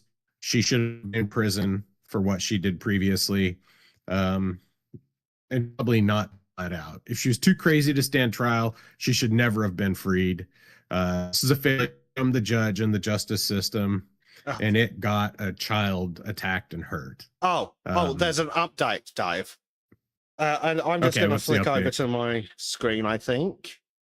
Go for it. Boyfriend shares struggles of woman killed in Omaha Walmart incident. Boyfriend shares struggles of woman killed attempting to murder child. Records show the 31-year-old was following mental health treatment plan. What is it supposed to say? Enough. Yeah. Was she actually following it, or is it supposed to say that she was following A? Because that means different things. So the boyfriend, the alleged boyfriend, said he knows something was off 2 weeks ago. He says she takes a shot every 3 months to treat her schizophrenia and was due to have another one this week. He wishes authorities had put her in a psychiatric hold. When checking on her during the incidents that took place the past few days before she grabbed and died. Jesus fucking Christ. So it's the government's fucking fault. Again. And even the boyfriend said, like, he's saying, yeah, no, she was acting like a crazy fool. They should have fucking locked her up before this shit happened. Like, holy shit. Is he actually being reasonable about this? I think he is. That's the most surprising thing about this. Isn't that what they should be doing? Because she could be a threat to someone else, like hurt someone, Carlos said. They could have stopped something to prevent it. She could be here. I mean, if there was a pattern and they were aware of it, yeah. Currently following a mental health plan as a court decision finding her not responsible for reason of sanity. Really don't like that. I think we need to get rid of not responsible for a reason of insanity. That needs to go. There needs to be a mitigating factor for sentencing. Remove it from the culpability stage and move into the punishment stage and go, okay, no, you clearly fucking burnt the house down. Guilty of burning the fucking house down. However, we've decided you're fucking crazy, so instead of going directly to prison, we're going to send you over to this nice, helpful psychiatric facility with all these lovely doctors, and they're going to try and get you better. If we are successful, maybe we can let you out someday. If not, maybe we'll just transfer you to the prison. Yeah. None of this not responsible for by reason of insanity crap. Yeah. Billy Blog says body cam. I assume it means body cam. I'd like to do the body cam, but the last time we tried to play a video of a diverse woman abusing a child, we got kicked off YouTube for a week. Yeah, YouTube doesn't like that. YouTube don't know like you, so we can't risk it, unfortunately, because YouTube's lame and pathetic. Right. Yeah. Do we need to go back to you for anything, Dave? Nope, that's it. I'm done. Cool. So, what I have prepared for us today is apparently, what's his name? Right-wing influencer. That doesn't help. The not gay one, which doesn't narrow it down somewhat. One of them apparently posted a video, but like BuzzFeed article on how to avoid right-wing women. Well, I found the secret signs the woman is far right on BuzzFeed, or as we'd call it, a shopping list.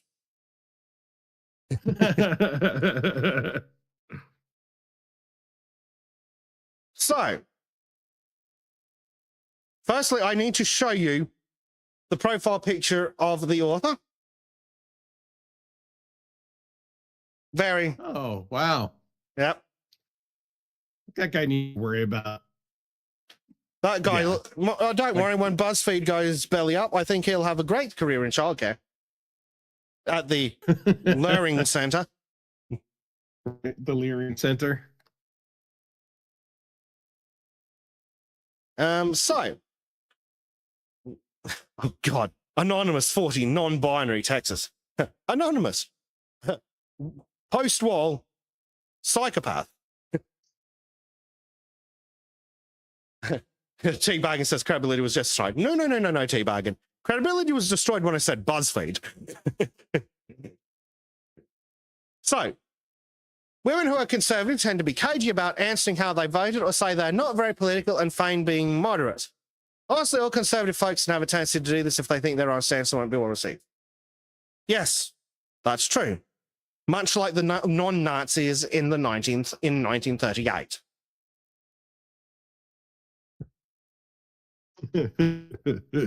So the reason we're going through this is to mock BuzzFeed, mock the author. Yeah. Lots of mocking, which is very important for copyright reasons. But also, if this is what lefties think right-wing women are right, it's like, can we use this to our advantage? Is this how we know if a woman is the right kind of woman for us? Yeah, and somehow BuzzFeed is still a thing. Right. How, I don't know. Like, this particular fucking idiot here has actually got like 3 articles from like the last month on like 60 signs that someone is a Republican and women are exposing the secret signs the man's far right. All of these since the beginning of March, by the way. But so one sign is when women make excuses for bad male behavior or still support public figures who have allegations of abuse or right-wing ideas. Allegations.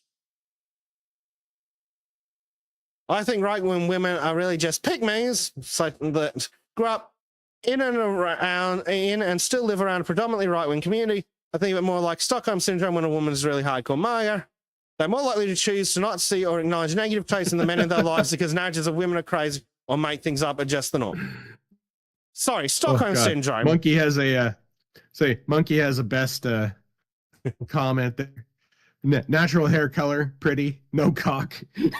Oh, a traditional woman. Looking for the non-penis kind. Oh. It's the Mag women that are more likely to choose not to see or acknowledge negative traits in the man. Ah, yes, because why do male feminists have a clock? Because they keep raping the women. Yeah. Oh, God, here we go. If a woman doesn't like the Barbie movie or Taylor Swift, ask why. Cool. There you go, guys. Anytime you're chatting up a woman, ask if she likes the Barbie movie or Taylor Swift. If she says yes, ditch her. If she says no, she might be right-wing, so you should keep talking to her. It was Gawker that Hulk Hogan sued to shit. Yeah, it was Gawker Media. Yeah, it was Gawker Media, who may have owned BuzzFeed and then it got sold off or something. I don't remember, but it was specifically, Gawker Media was the big company and it had a bunch of shitty sites under it. They may have owned BuzzFeed. I can't remember the details. I may have, but it was technically Gawker Media that he sued the shit out of. So continuing this, usually that will give you your ask why. It's okay to have different tastes, and if the reason you don't like them is that they're overtly feminist, but for women and girls, then we have a problem. Sorry. The Barbie movie is literally apartheid against men, and Taylor Swift is post-2000 trash. Also, Taylor Swift's just for women. Oh, excuse me, do you think she'd have been remotely successful if she wasn't a cute blonde? Well, cute-ish. She definitely falls in the traditionally attractive box, especially with the makeup. Like, fuck's sake, there's a reason that they don't put ugly fucking people in music generally. It sells better. Unless you can pull a fucking Susan Boyle or something. What else do we have?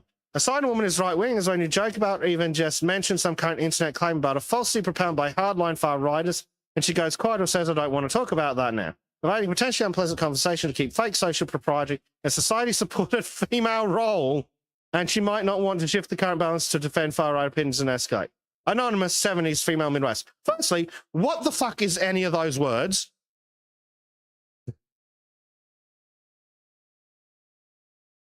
Falsely propounded by hardline far-righters. Like what? That people with penises aren't women?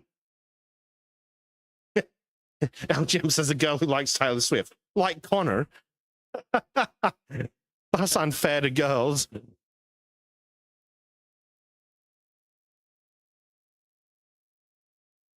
One indicator is what's on her dating profile. If she lists her religion but not political views, or makes an apathetic, not political nonsense claim, that's usually a sign. Okay, firstly, more women than men are apolitical. Secondly, I'm sorry, are there non-right-wing women that list their religion? Or is he confusing the fucking Wiccans or something?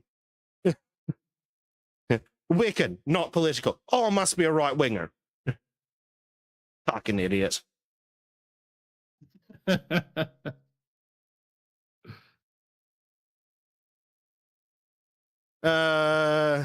Some idiot from DC says, I think one sign of a Republican woman is hyper-criticism. Criticism of non-traditional gender roles. I was watching a show with a woman, and she immediately started going off about a person we saw on TV at a bar. The person on the TV show had short hair, with feminine facial features and a masculine clothing style. The one sitting next to started saying, I don't know what that is. I did not find out this person's political stance, but I think criticizing someone's appearance because they do not fit into binary category is a red flag. That's rich coming from the people who, if they see a girl playing with a Tonka truck, cut her tits off.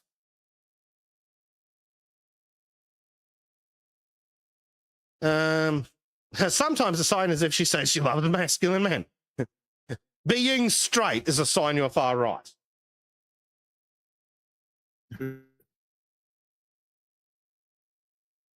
An indicator is if they have strong feelings of support for Johnny Depp during and after the Amber Heard trial. Anonymous, 35, female from this fucking shithole country knows Australia. I'm just going to scroll up. Posted on April 6, 2026. Johnny Depp trial. April 1st. Yes. Wow. But that's this month or something. That's this year. Oh, strong feelings of support for Johnny Depp. I'm sorry. Did you not see the video of her, hear the recording of her saying she beat him?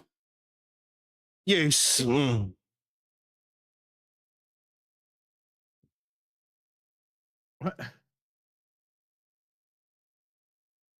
That's fucking retarded. Yep. Like, That, yeah, it doesn't support the supports obvious the victim. abuser in the trial. Yeah. Okay, so supporting the victims of domestic violence is far right. Got it. I'll keep that in mind. 9, when they refuse to see gender as part of any experience of harm that you recount to them, that's a clue. The fuck does that even mean? That's nonsense.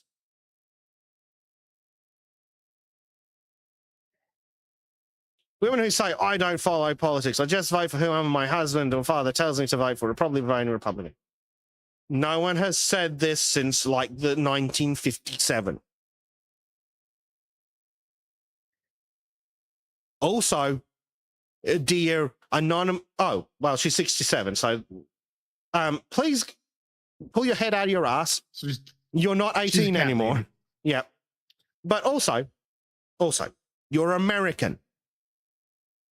If you don't follow politics, you just don't fucking vote. It's not like you have the government holding a gun against your fucking head saying, go vote or we will literally fine you.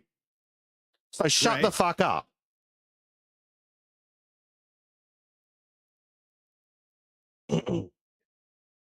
If she uses the term both sides or meeting in the middle or reaching across the aisle, then she might be Joe Biden. Sorry, right wing.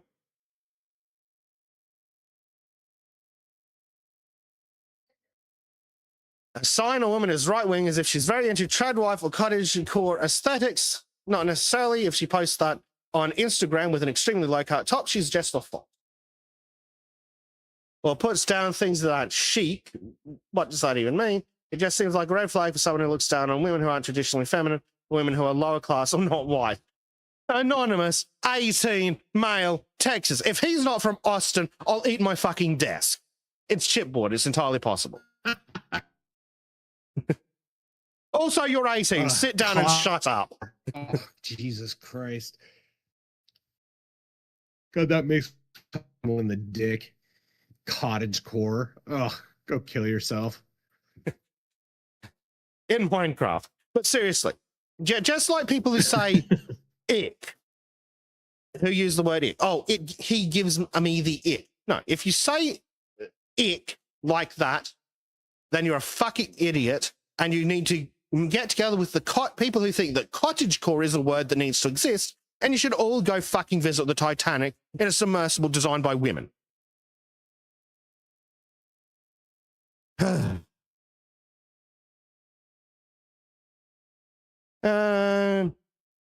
Oh, here's a good one. She gives girls smaller servings of food than she gives to boys, ignoring the fact that men are on average larger in all dimensions and via mass and have a higher calorie requirement. Usually, again, because bigger. You fucking idiot.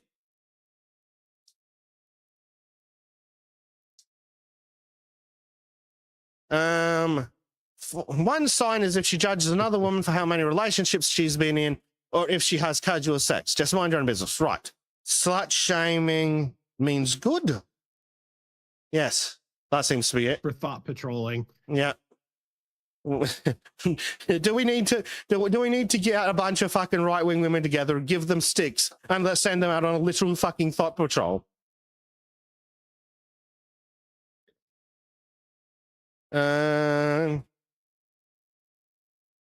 Also, yes, it's entirely legitimate to judge another woman for how many relationships she's been, or if she has casual sex. Especially if she's Bonnie Blue and has had sex with more than 1,000 men in 24 or 48 hours or whatever. That woman should be fucking exiled to the moon. Like, she should be in prison just so we don't have to hear about her anymore. Women who put moderate on their dating profiles are a red flag. I think anyone who labels themselves moderate in these times is doing that because they're aware of how being a conservative can be perceived these days. So some loser from Chicago.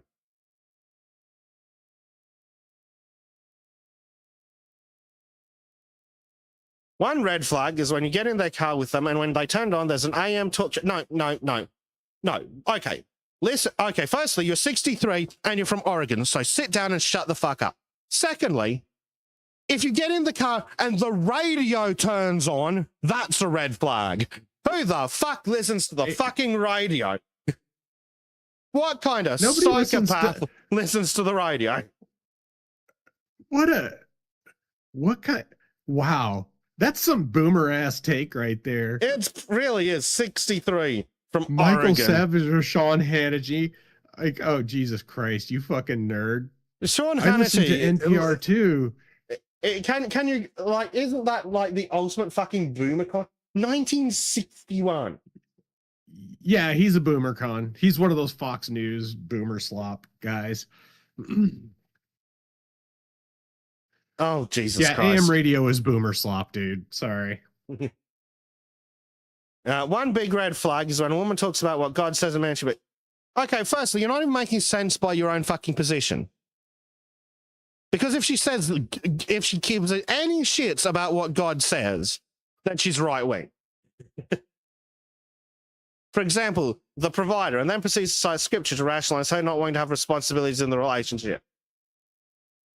You worthless piece of shit. You just want a roommate you can fuck, not a partner.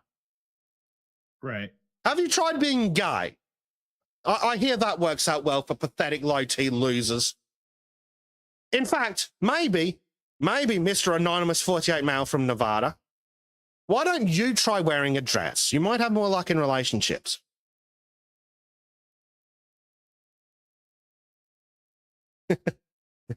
And Malak said, no, I'll fucking fight you for my right to listen to the radio. All right, Malux, but do we need to point out that you're tiny? And no, you don't get to bring the chainsaw. Or the rat. One indicator is if she pressures other women into motherhood. Define pressures. But also, okay, left wing don't like motherhood. Yeah, well, I mean, we knew that. Shit. One clue is if she says she's independent and won't tell you who she voted for. Says some judgmental boomer from Atlanta. Some.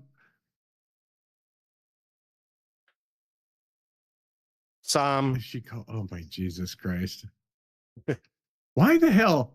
Why are they taking advice from these fucking people? Because it's BuzzFeed. The only people that can find that are dumber than them are dead. We're gonna take the advice of cat ladies. Cat ladies and sneaky male loser feminist pussies. Like, it's hilarious. If she calls non-straight sexual relationships a lifestyle, that's a big sign. What if she calls it satanic degeneracy? Just curious. Says Anonymous 69. Nice. From Lancaster, Pennsylvania. And finally, you can tell. And that's some wine mom shit right there.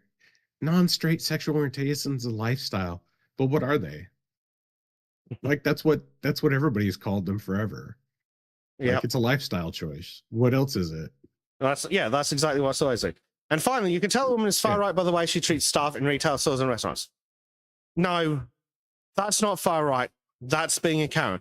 Also, yeah, we've seen how you cunts react if the cashier says ma'am.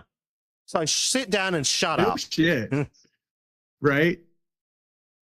Like, oh, how she treats staff. Oh, sorry. That's wine mom right there, too. Yeah. That's the shitty, cunty, fucking woman's march shit right there. Like, in reality, that's just a lot of female behavior. This magazine does not stop, or this website does not ever stop being embarrassing. No. Let's look at some of the comments. Oh, top comment. I'm a gay man and a Democrat. I think Amber Heard is an arsehole who shit on the bed out spite and abused Johnny. He's no angel, but neither is she. Boom. Yeah, there you go. There you go. Roasted. Now. Boom, roasted. Oh, is The stream. No, it's just LGM that it's died for. Yay. So You are roboting for me a little bit. But you're I don't think roboting that's for me extending too. to the So stream. That's Discord. It's either Discord or my VPN or both, because fuck Discord. Right. So we could do comments, or we could have a quick look at the secret signs the man's far right or a Republican, also known as correct. So I'll try Members and of the BuzzFeed community. Oh. or yes, members of the BuzzFeed community, or as LGM describes them, harpies, roasties, and cuckolds. That's a good way to put it. A red flag is if he believes in the 666 rule, which is when he believes that all women want is the man with six-pack abs who's 6 feet tall and has a six-figure salary. Says some dumb bitch from Illinois. Wow. They do. Some fucking eventually. Another cat lady. Yes, so some post-war roasty. Yeah. That's a good way to put it. Post-wall roasty. Some 57-year-old bitter cat lady. Sorry. Yeah, some 57-year-old who at 40 realized that all the men with money want nothing to fucking do with her because they could be fucking women 20 years younger than her. Because, frankly, why wouldn't you? Like, we all know that quite often women will play around, shag the drummer, or shag the surfer. You know, the hopeless losers that are never going to make money, like poets. So they'll shag them because they might be cute or hipster. Then they get to 40 and go, it's time to settle down. And then they'll marry the first dude that comes along who's on 80K plus and then cheat on him repeatedly for the rest of the relationship. Or as Teabagging says, the pool boy. When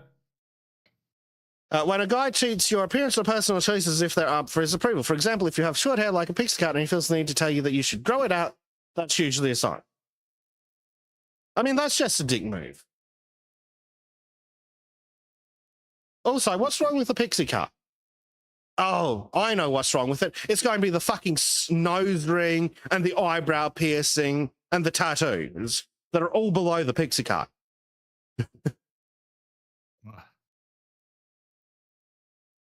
I need to stop reading ahead. This is depressing. It's so fucking yes, dude. Yeah, he feels the need to tell you, that you should grow it out. I mean, that's just a dick move. But also, if you ask for a guy's opinion, do understand that men interpret a question as a request for accurate information. Like, is he okay? First off, if a dude is giving that unsolicited, he's probably gay. But but if you're asking for it and he gives you the fucking honest, it's like, okay, but you should grow it out. Like, yeah, that's his opinion. Yeah, which is entitled to. Much like how I think that all piercings are disgusting. End of. Like, from my point of view, ear piercings start at a D.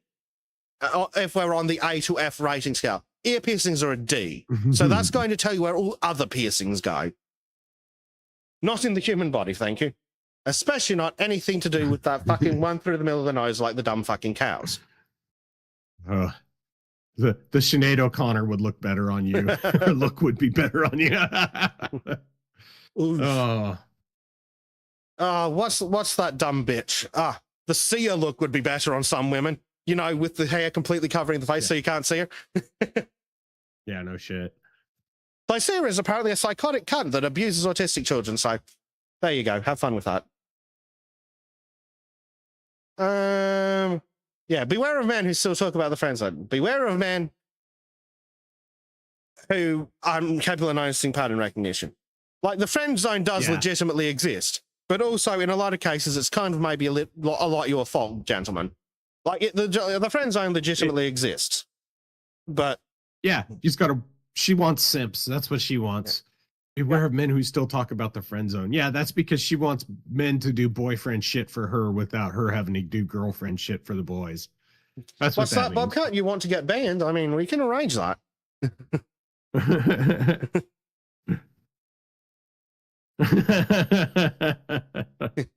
Teabag and what prefers the paper bag drawn on smiley face. Yeah, no, the friend zone is legit. A lot of guys get them in there, but also a lot of women hunt for simps. So it's a dual side problem, that one. This one, on the other hand, if he says that he's a high value man, that's a sign. That is a sign. I mean, if somebody calls that's themselves not high a sign value, he's right wing. That's a sign he's a douchebag. yeah, exactly. He's a fucking chode. Any of these, I'm a high value man. It's like, oh, you watch Andrew Tate. So you're a fucking useless idiot who's of no value to society. Please apologize to the trees. Right. When a man follows questionable male influences and says it's just as a joke.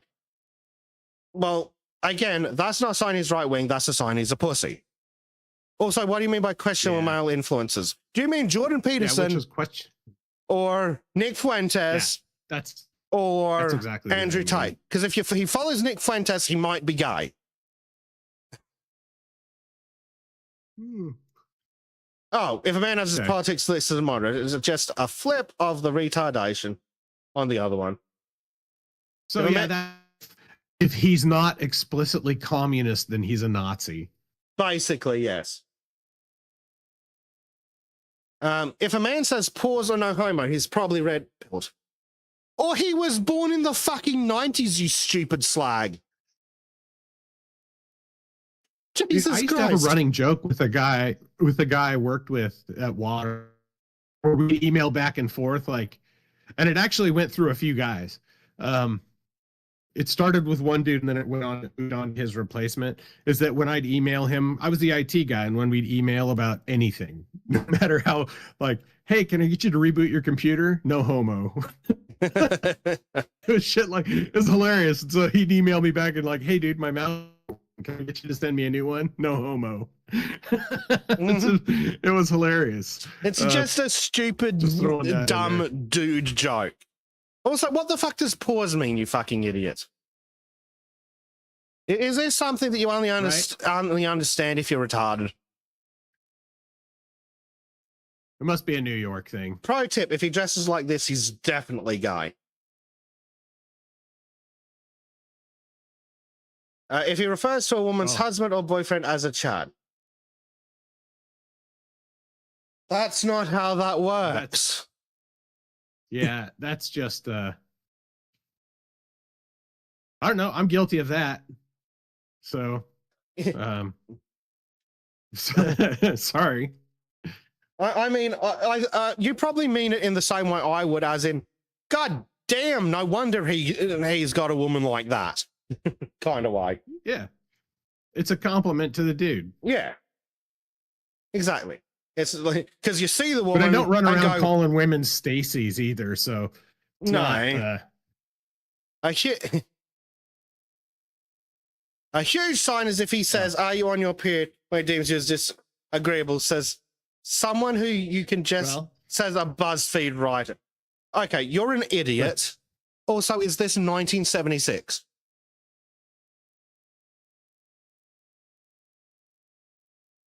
Also, you can actually go on to Reddit and find posts where women are saying, "Oh yeah, I get much more irritable and less reasonable when I'm on my period." It's like, yeah, no shit, you fucking idiots. It's almost as if wildly changing hormones fucks with your ability to reason. Right. When men say they want a traditional relationship, to me that just means they want all the control and money in the relationship. Well, firstly, that's never been how a traditional relationship has ever worked. Ever. And I mean ever in the human history kind of way. Did you know that in the Odyssey, when one of the characters wants to give a gift of linen to one of the other characters, he has to ask his wife for permission? No, in traditional relationships, the guy works, gets his pay, comes home, gives it to the missus, she gives him a couple of coins for beer, he fucks off to the pub. And then she controls the household expenditure. Because she's the one who knows what the household needs. Because she's handling that shit anyway. Traditionally.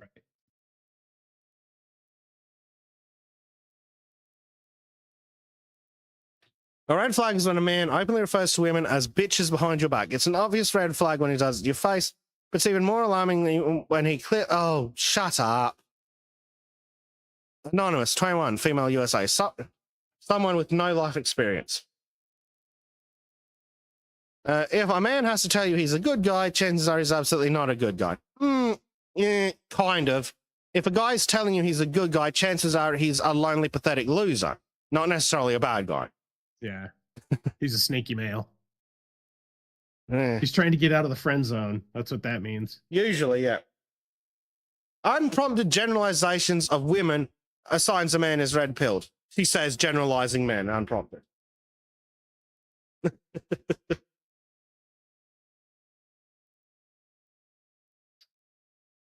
The rest of that's nonsense. A sign a guy is red-pilled is he says the phrase real man. That's interesting because it's mostly women that say that to shame men into doing what the women want. Right? A real man would sign up to fight, hold on, the German Empire in this Great War. They say as they give you a white feather. Because it wasn't called World War I at the time, oddly enough. They weren't they weren't planning on a sequel. The sign is if a guy says, if we got married, you wouldn't have to work anymore. Says some 36-year-old cat lady who thinks not having to work anymore is a bad thing. Right. Yeah. Like she's ever in danger of that. One indicator is if he talks about the future with you in the context of having children only. Or maybe he just wants kids, you fucking psychotic antinatalist retard. Oh, they're from fucking Canada. They don't just want to kill all the babies, they want to kill all the adults too. Right. Oh, Jesus Christ. And this guy loser, again, in the same article. One sign is if they don't take no for an answer, they ask you, that's not a sign that they're right-wing, that's a sign that they're a douchebag. We've been over this. One way they'll do this is by offering an alternate date idea instead of just accepting that you're not interested. So the thing that women have been telling men to do for how long again? Yeah, right. One indicator is if they ask a woman, what do you bring to the table? I mean, that one's probably actually true. But it is a legitimate question. That's...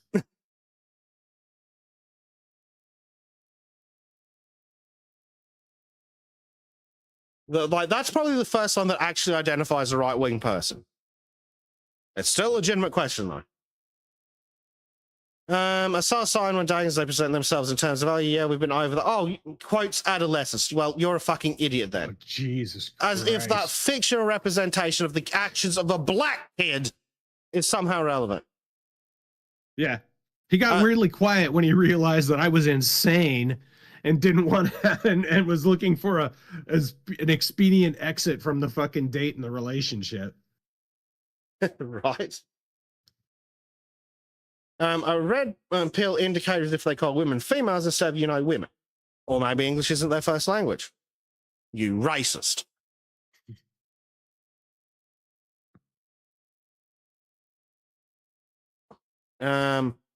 Also... That is weird to say females, though. It is, because it's grammatically wrong. Yeah. But also, you're a 38-year-old thing from Canada. What's a woman? Right? You tell me what a woman is, and then we can talk.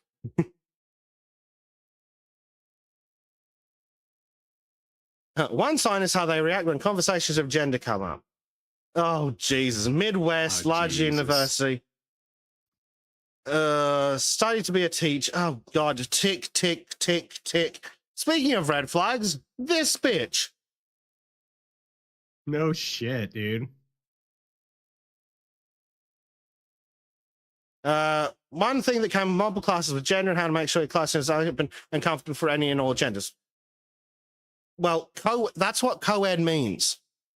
It's open to both genders. You stupid bitch.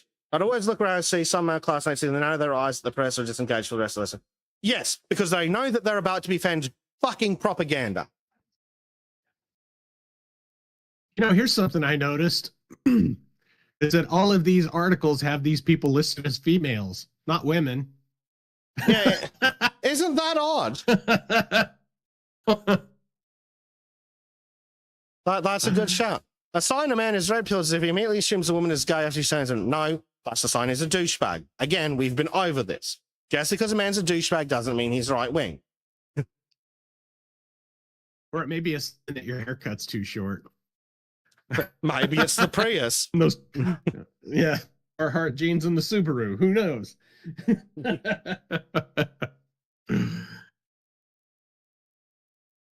A sign of red-pilled men is... we're not talking about red-pilled men. Is if they assume a woman's less passionate or knowledge about her interests or that she's into them for the wrong reasons. Right. Firstly, your sentence doesn't actually make sense. Because you're an idiot. Because you're 20 and you're stupid. And firstly, if they assume you're less passionate or knowledgeable just because you're a woman, yeah, that's a bit of a dick move. If they assume you're in it for the wrong reasons, have you considered not showing your tits and fucking every guy at the table? Just a thought.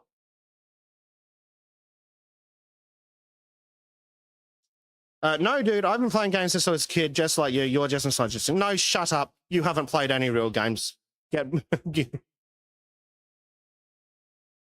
And finally, a major red flag is if they don't consume art made by women. If they don't listen to any female musicians or read any female authors, it's a sign that they don't respect women generally. That's nonsense. Also, does J.K. Rowling count? Yeah, that's retarded.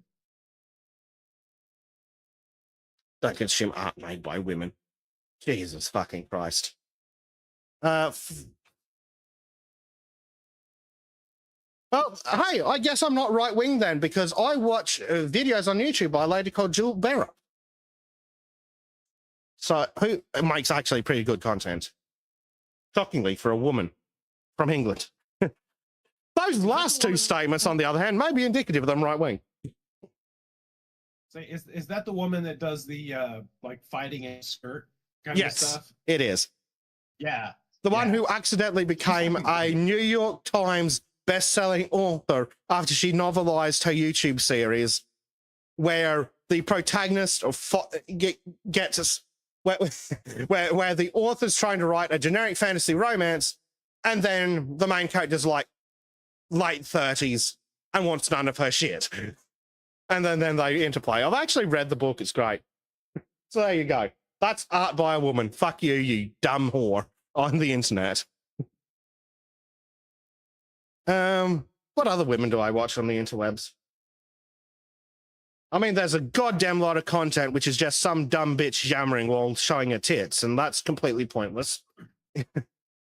I'll just go watch porn instead. Great channel called The War on Beauty. That is a woman talking about art. Also, I know a couple of really good female artists from art YouTube. Banny's art. She does watercolor painting. She does mostly shorts. Lady Galaga is Bob Ross. She's a Bob Ross painter. Like she studied like Ross Institute, and she's an instructor in like Bob Ross style painting. And then Spray Paint Patty. She was one of my favorite spray paint artists. And Girl, Invader Girl's a phenomenal artist. She does some really cool shit. So yeah, funny female artists. Yeah, I'm just trying to remember which ones I watch. Unfortunately, most of the genres I watch, hold on, the women who make the content in them are basically just thoughts. I watch a lot of gun-related content, like Brendan Herrera and the like. Unfortunately, quite often you get dumb whore with gun. That's great. I don't want to hear a dumb whore talking. If I want dumb whore, I'm just going to go on to one of the assorted banned porn sites that my VPN totally doesn't get around. Or one of the dodgy sites that wasn't obeying the fucking law beforehand that still doesn't give a shit now. Turns out that when you go to like page 3 of the Google results and you get into the obscure sites, they're not blocked. And the ones that were actively engaging in malicious piracy, they don't give a fuck.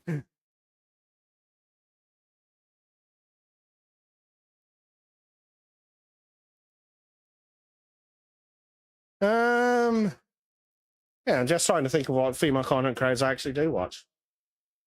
But yeah, most of them are like some dumb gun bunny whore or something. It's like, I don't give a shit. You're clearly not selling your opinion. If I wanted a woman's opinion on guns, I'd go watch Jerry Mikulek's daughter. You know, someone who actually knows what the fuck she's talking about. Right. Let's slam into some memes. First Sorry, one I up. just got a text from my mom. Ah, fair enough. Is she like, excuse me, Sonny, I need you to come washing my lawn while it's raining? No. She said to not bother coming over this week. I can do it next week, but I'm gonna try to make it over there tomorrow. Yeah. I love my mom. She's great. She doesn't She's good. she understands that asking is better. Yeah. You know, she's always very that's fair. nice when she asks. Well, I was just making a shitty joke. Yeah. King of Inland says the musician Joan Baez comes to mind. Oh, if we're talking about musicians, Oh, what the fuck's her name? Patty Gurdy. And now now we go back to how Beswick was born in the wrong century. Joan Jett, Cyndi Lauper. The other one that's contemporary to them that I can't remember right now.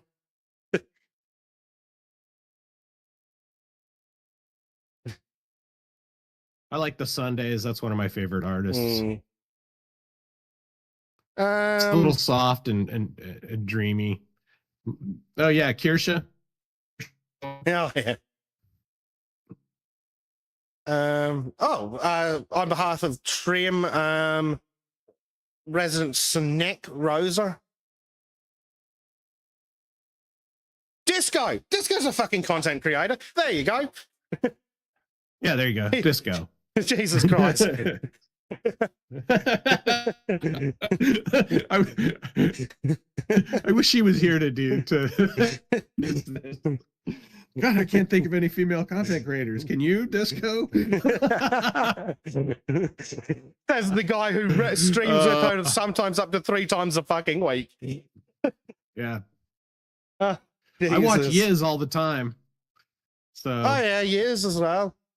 I've just randomly grabbed notable female singers of the 70s. I'm scrolling through for the ones I recognize. Oh yeah, Joan Baez is there. Bette Midler. Did you say Bette Midler? I'm not sure why she's in there, but apparently she's in this list of 70s musicians. I don't know about good. Liza Minnelli's That's in some there. adult contemporary shit right there. Yeah. Liza Minnelli? Wow. Did I what else do we have? Kate Bush. I just went for the 70s. I like Kate Bush. And I'm like, all the female singers I like are from the 70s. How'd that happen? Stevie Nicks, man. Oh, fuck me dead. Dolly Parton. Oh God, I loved it. I don't really listen to a ton of her music, but I love Dolly Parton. She's great. She's a wonderful human being. She is. I like a few of her songs. Some of them are just too fucking miserable for me, though.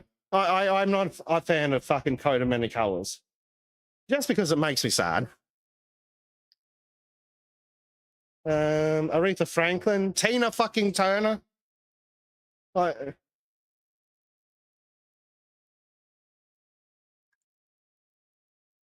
so there you go. That's just a bunch of random fucking female artists that we like. It's Yeah. right. Let's get to these names. We'll start with the one that made Dave piss himself. Yeah. Glued Penny to the road. An anti-Semitic act of violence. Oh,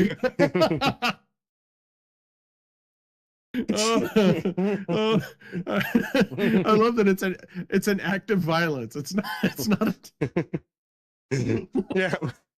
Glossary of extremism and hate home. Anti-Semitic act of violence. Penny glued to road. Oh. Oh man. Bobcat says there's a lot of good women in music, maybe not so many making YouTube content though.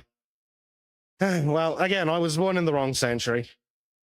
Like most others, my favorite music's like from the 70s and 80s.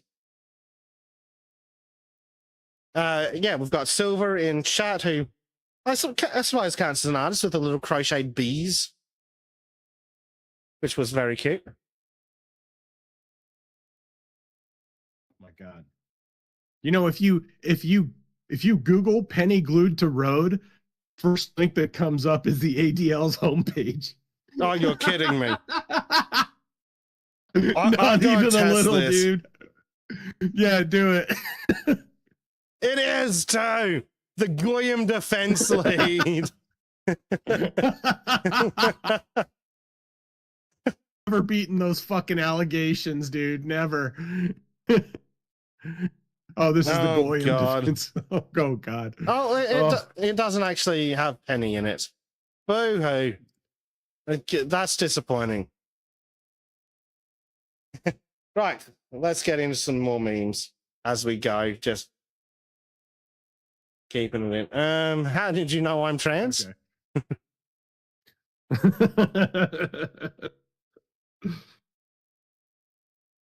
Oh. Yeah, I mean, you just kind of have to absorb this one yourself. Right. Welcome to Rainy Street, now Little Mumbai. All right. Welcome to New Ireland. Population 6 million Indians, 1 white man. Exactly, LGM. I was born a grumpy old man, and it just got worse from there.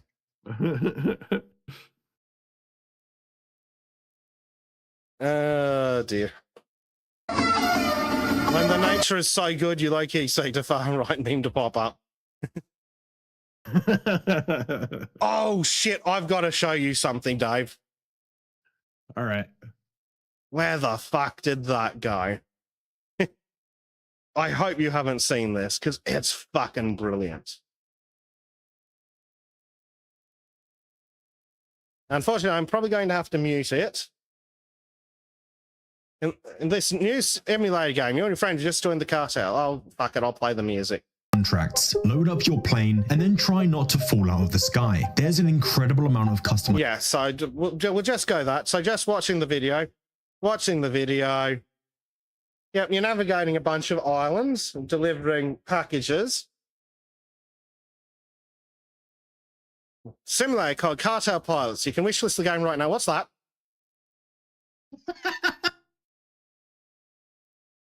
Oh my God, flying past the old Jeffy Island. It's hilarious. Right?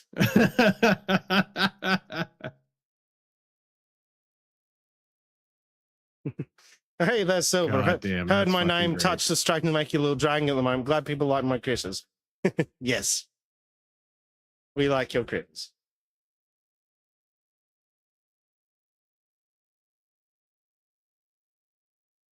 Touching grass is not enough. I need horrible things to happen to powerful people. That ain't it? Yep.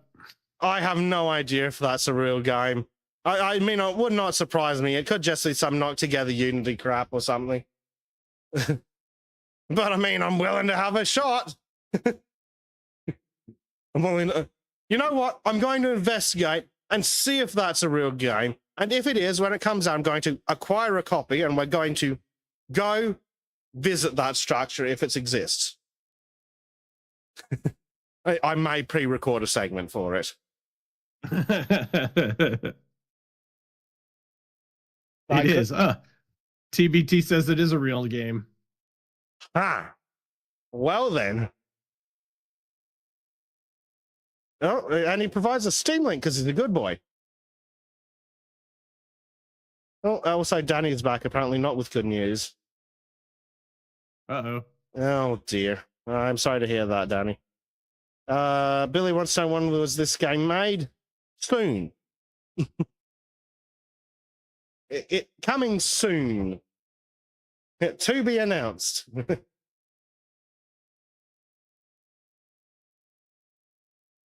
God damn. I can't believe that's in there. Oh my god. You're not gonna fucking believe this, Dave. It's on the fucking Steam page.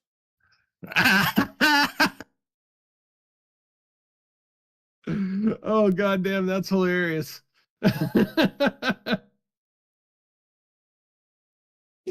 Fucking Christ.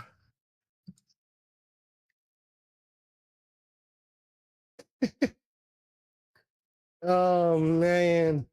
Right. I need to get a shuffle on with. Where are the guys that could actually handle all this? Forklift qualified. Go for it, primed.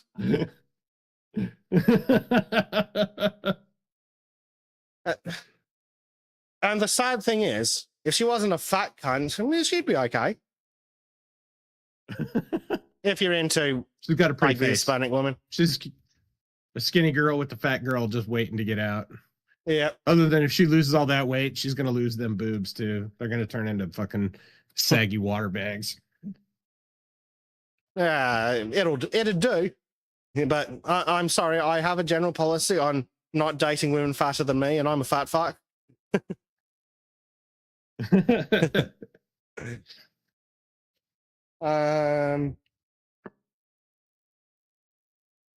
I cast rent control department complex. The curse.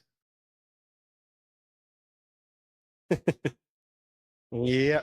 Oh goodness. Apparently, I need to mute this because it's an abomination.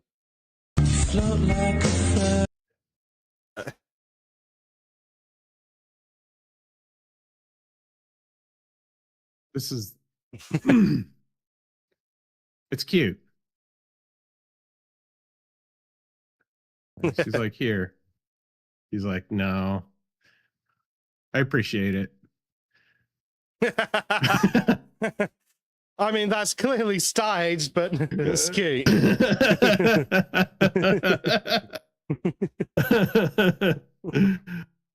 Oh.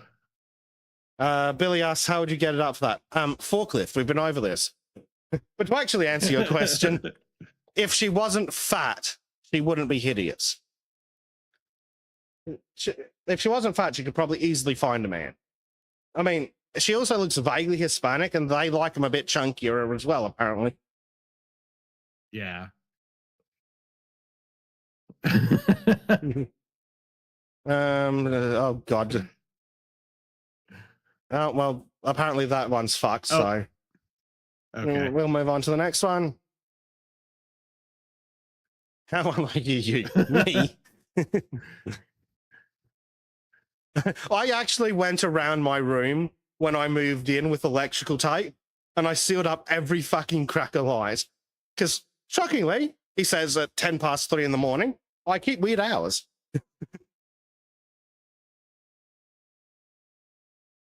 Yeah, no shit. I curse you with, too sleepy to piss, but too full of piss to sleep. Oh, God, been there. Oh, God. Welcome to getting older. Had too much beer the night before. Man, the worst thing about living a bit away from the city is sobering up on the train. Oh, God. No shit.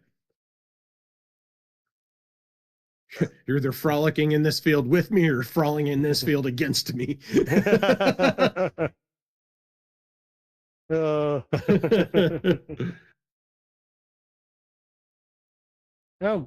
what do we got here? Would y'all still eat this? My name was Clay. I wanted to live. Your personal choice killed me. Don't buy it. Well, firstly, that's clearly not the correct fucking cow because that's been added by some retard. Secondly, Oh, yeah. if the picture was of the cow in a nice grassy field, that would actually make me feel happier. Also, that's an Australian picture. Little kangaroo up here. Oh, and yeah, it's yeah, Coles. Yeah. Like, this is Yeah, actually Australian meat. But I would actually be more inclined to buy meat from someone who could show me a picture of the cow alive and free range. But I'm with her. I would look for one named Dave. Right? Hey, look, it's me. Yeah, but this is just nonsense added by fucking bankers. Also, I would like to point out, Scotch fillet steak, $33 a kilo. And this is in 2017.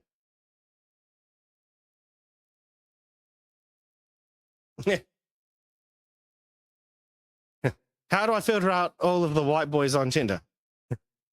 No, that photo will do fine. Yeah, right. Get knocked up by a black dude and put a photo of the kid up in your profile. That'll filter out all the white dudes from that point onwards. Right, I'm now going to proceed to judge this bitch's facial piercings. That's the least offensive. And because she's such a fucking mess, the nose ring is the second least offensive. God damn, yeah, that bridge is crooked as fuck, dude. It's seriously so far off. But just, I'm sorry, if you get a piercing there, then I'm assuming that your IQ is roughly equivalent to my shoe size. And I would proceed to judge people immensely, because I don't like I said, I'm weird and I don't like piercings at all, even in ears. Any form of piercing wigs me out. And that's my opinion, I'm entitled to it. Oh, high math.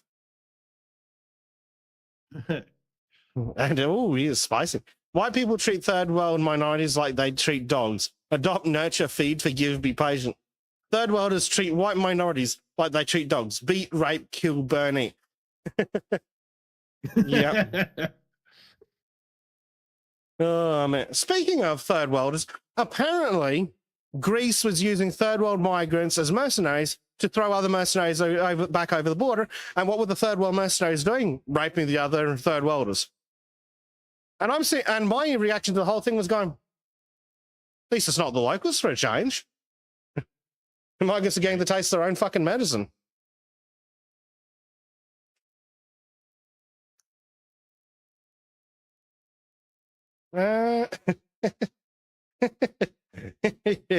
Oh, man. Imagine pulling up to Coachella, selling these and watching people's mouths fill up with towels.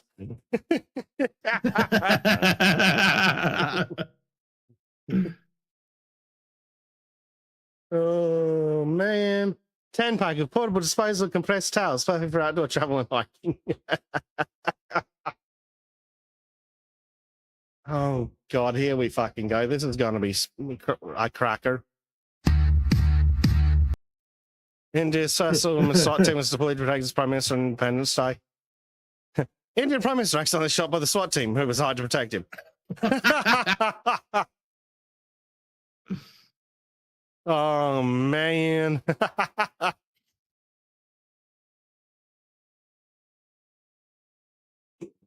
That's just embarrassing. Also, MP5s with iron sights, really?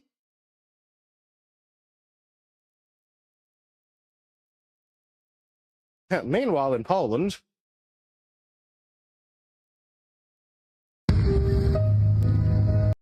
just a casual Sunday in Poland. 1,000+ people listen to classical music in a park without worrying about being stabbed by an engineer or doctor. It does have music. Music's not copyright. Yeah. I just heard it and reacted instinctively, but it should be fine because it's classical. I've never seen this many. I haven't seen this many white people in one place in years. God bless Poland. I hope they stay free.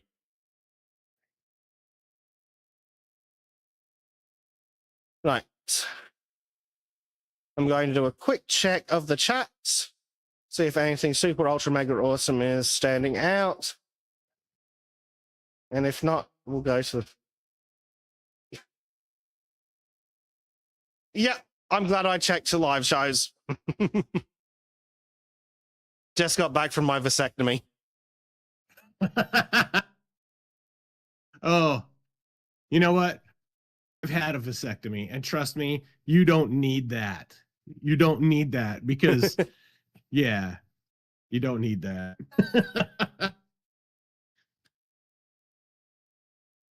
Oh my God, dive. India. Army mistook planets for spy drones. India's army reportedly spent 6 months watching Chinese spy drones following its air sites, only to find out they were actually Jupiter and Venus. Oh my God. Is that real? I've got to check if that's real.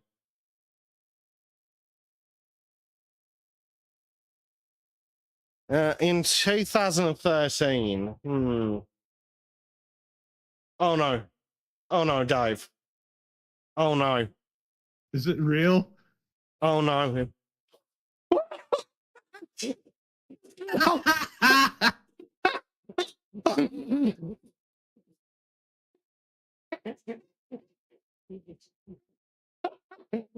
God, thank you to team hanging. Oh my God, it's real. Oh, 6 months. oh, Jesus Christ. I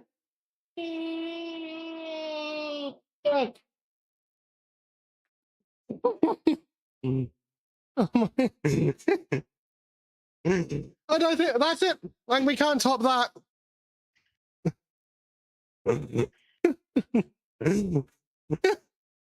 I'll post this article in live shows for everyone's fucking delectation. Oh my fucking God. I'm also going to send it to the group chat. I can't wait till Trim sees that. Oh man. Yeah, right. So, one last image.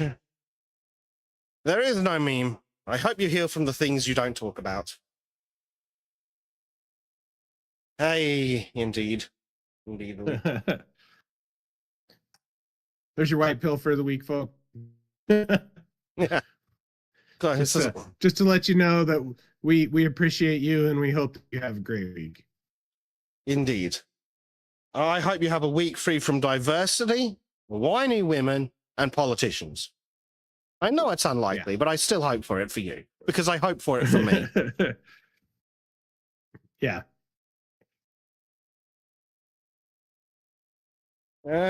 So things coming up this week. Fucking whatever day of the week it is now for Autos Circle.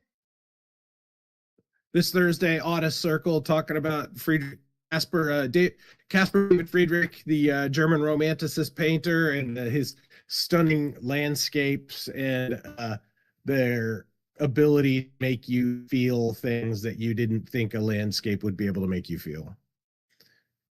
So join us then. Yeah. And- I don't, but no firm plans for anything else this week. Just gone over, still trying to put times together, but we want to play piratey games and shoot things with pirate ships. Oh yeah. I'm probably gonna go do that now that I don't have to go help my mom. So Dave's taking the boys and they're going buccaneering. yeah. Actually, do I have a pirate voice? I do. Dave's going to take his boys and he's going to go buccaneering. Yeah, there you go. There we go. I have no idea what that sounded like. I hope it was fucking hilarious. Right. Yeah, I think that's everything for this week, chat. Look, we'll see you on the server hanging out. Once poor Trim's back on dry land, we'll let you know when the plans are for the next subscriber hangout.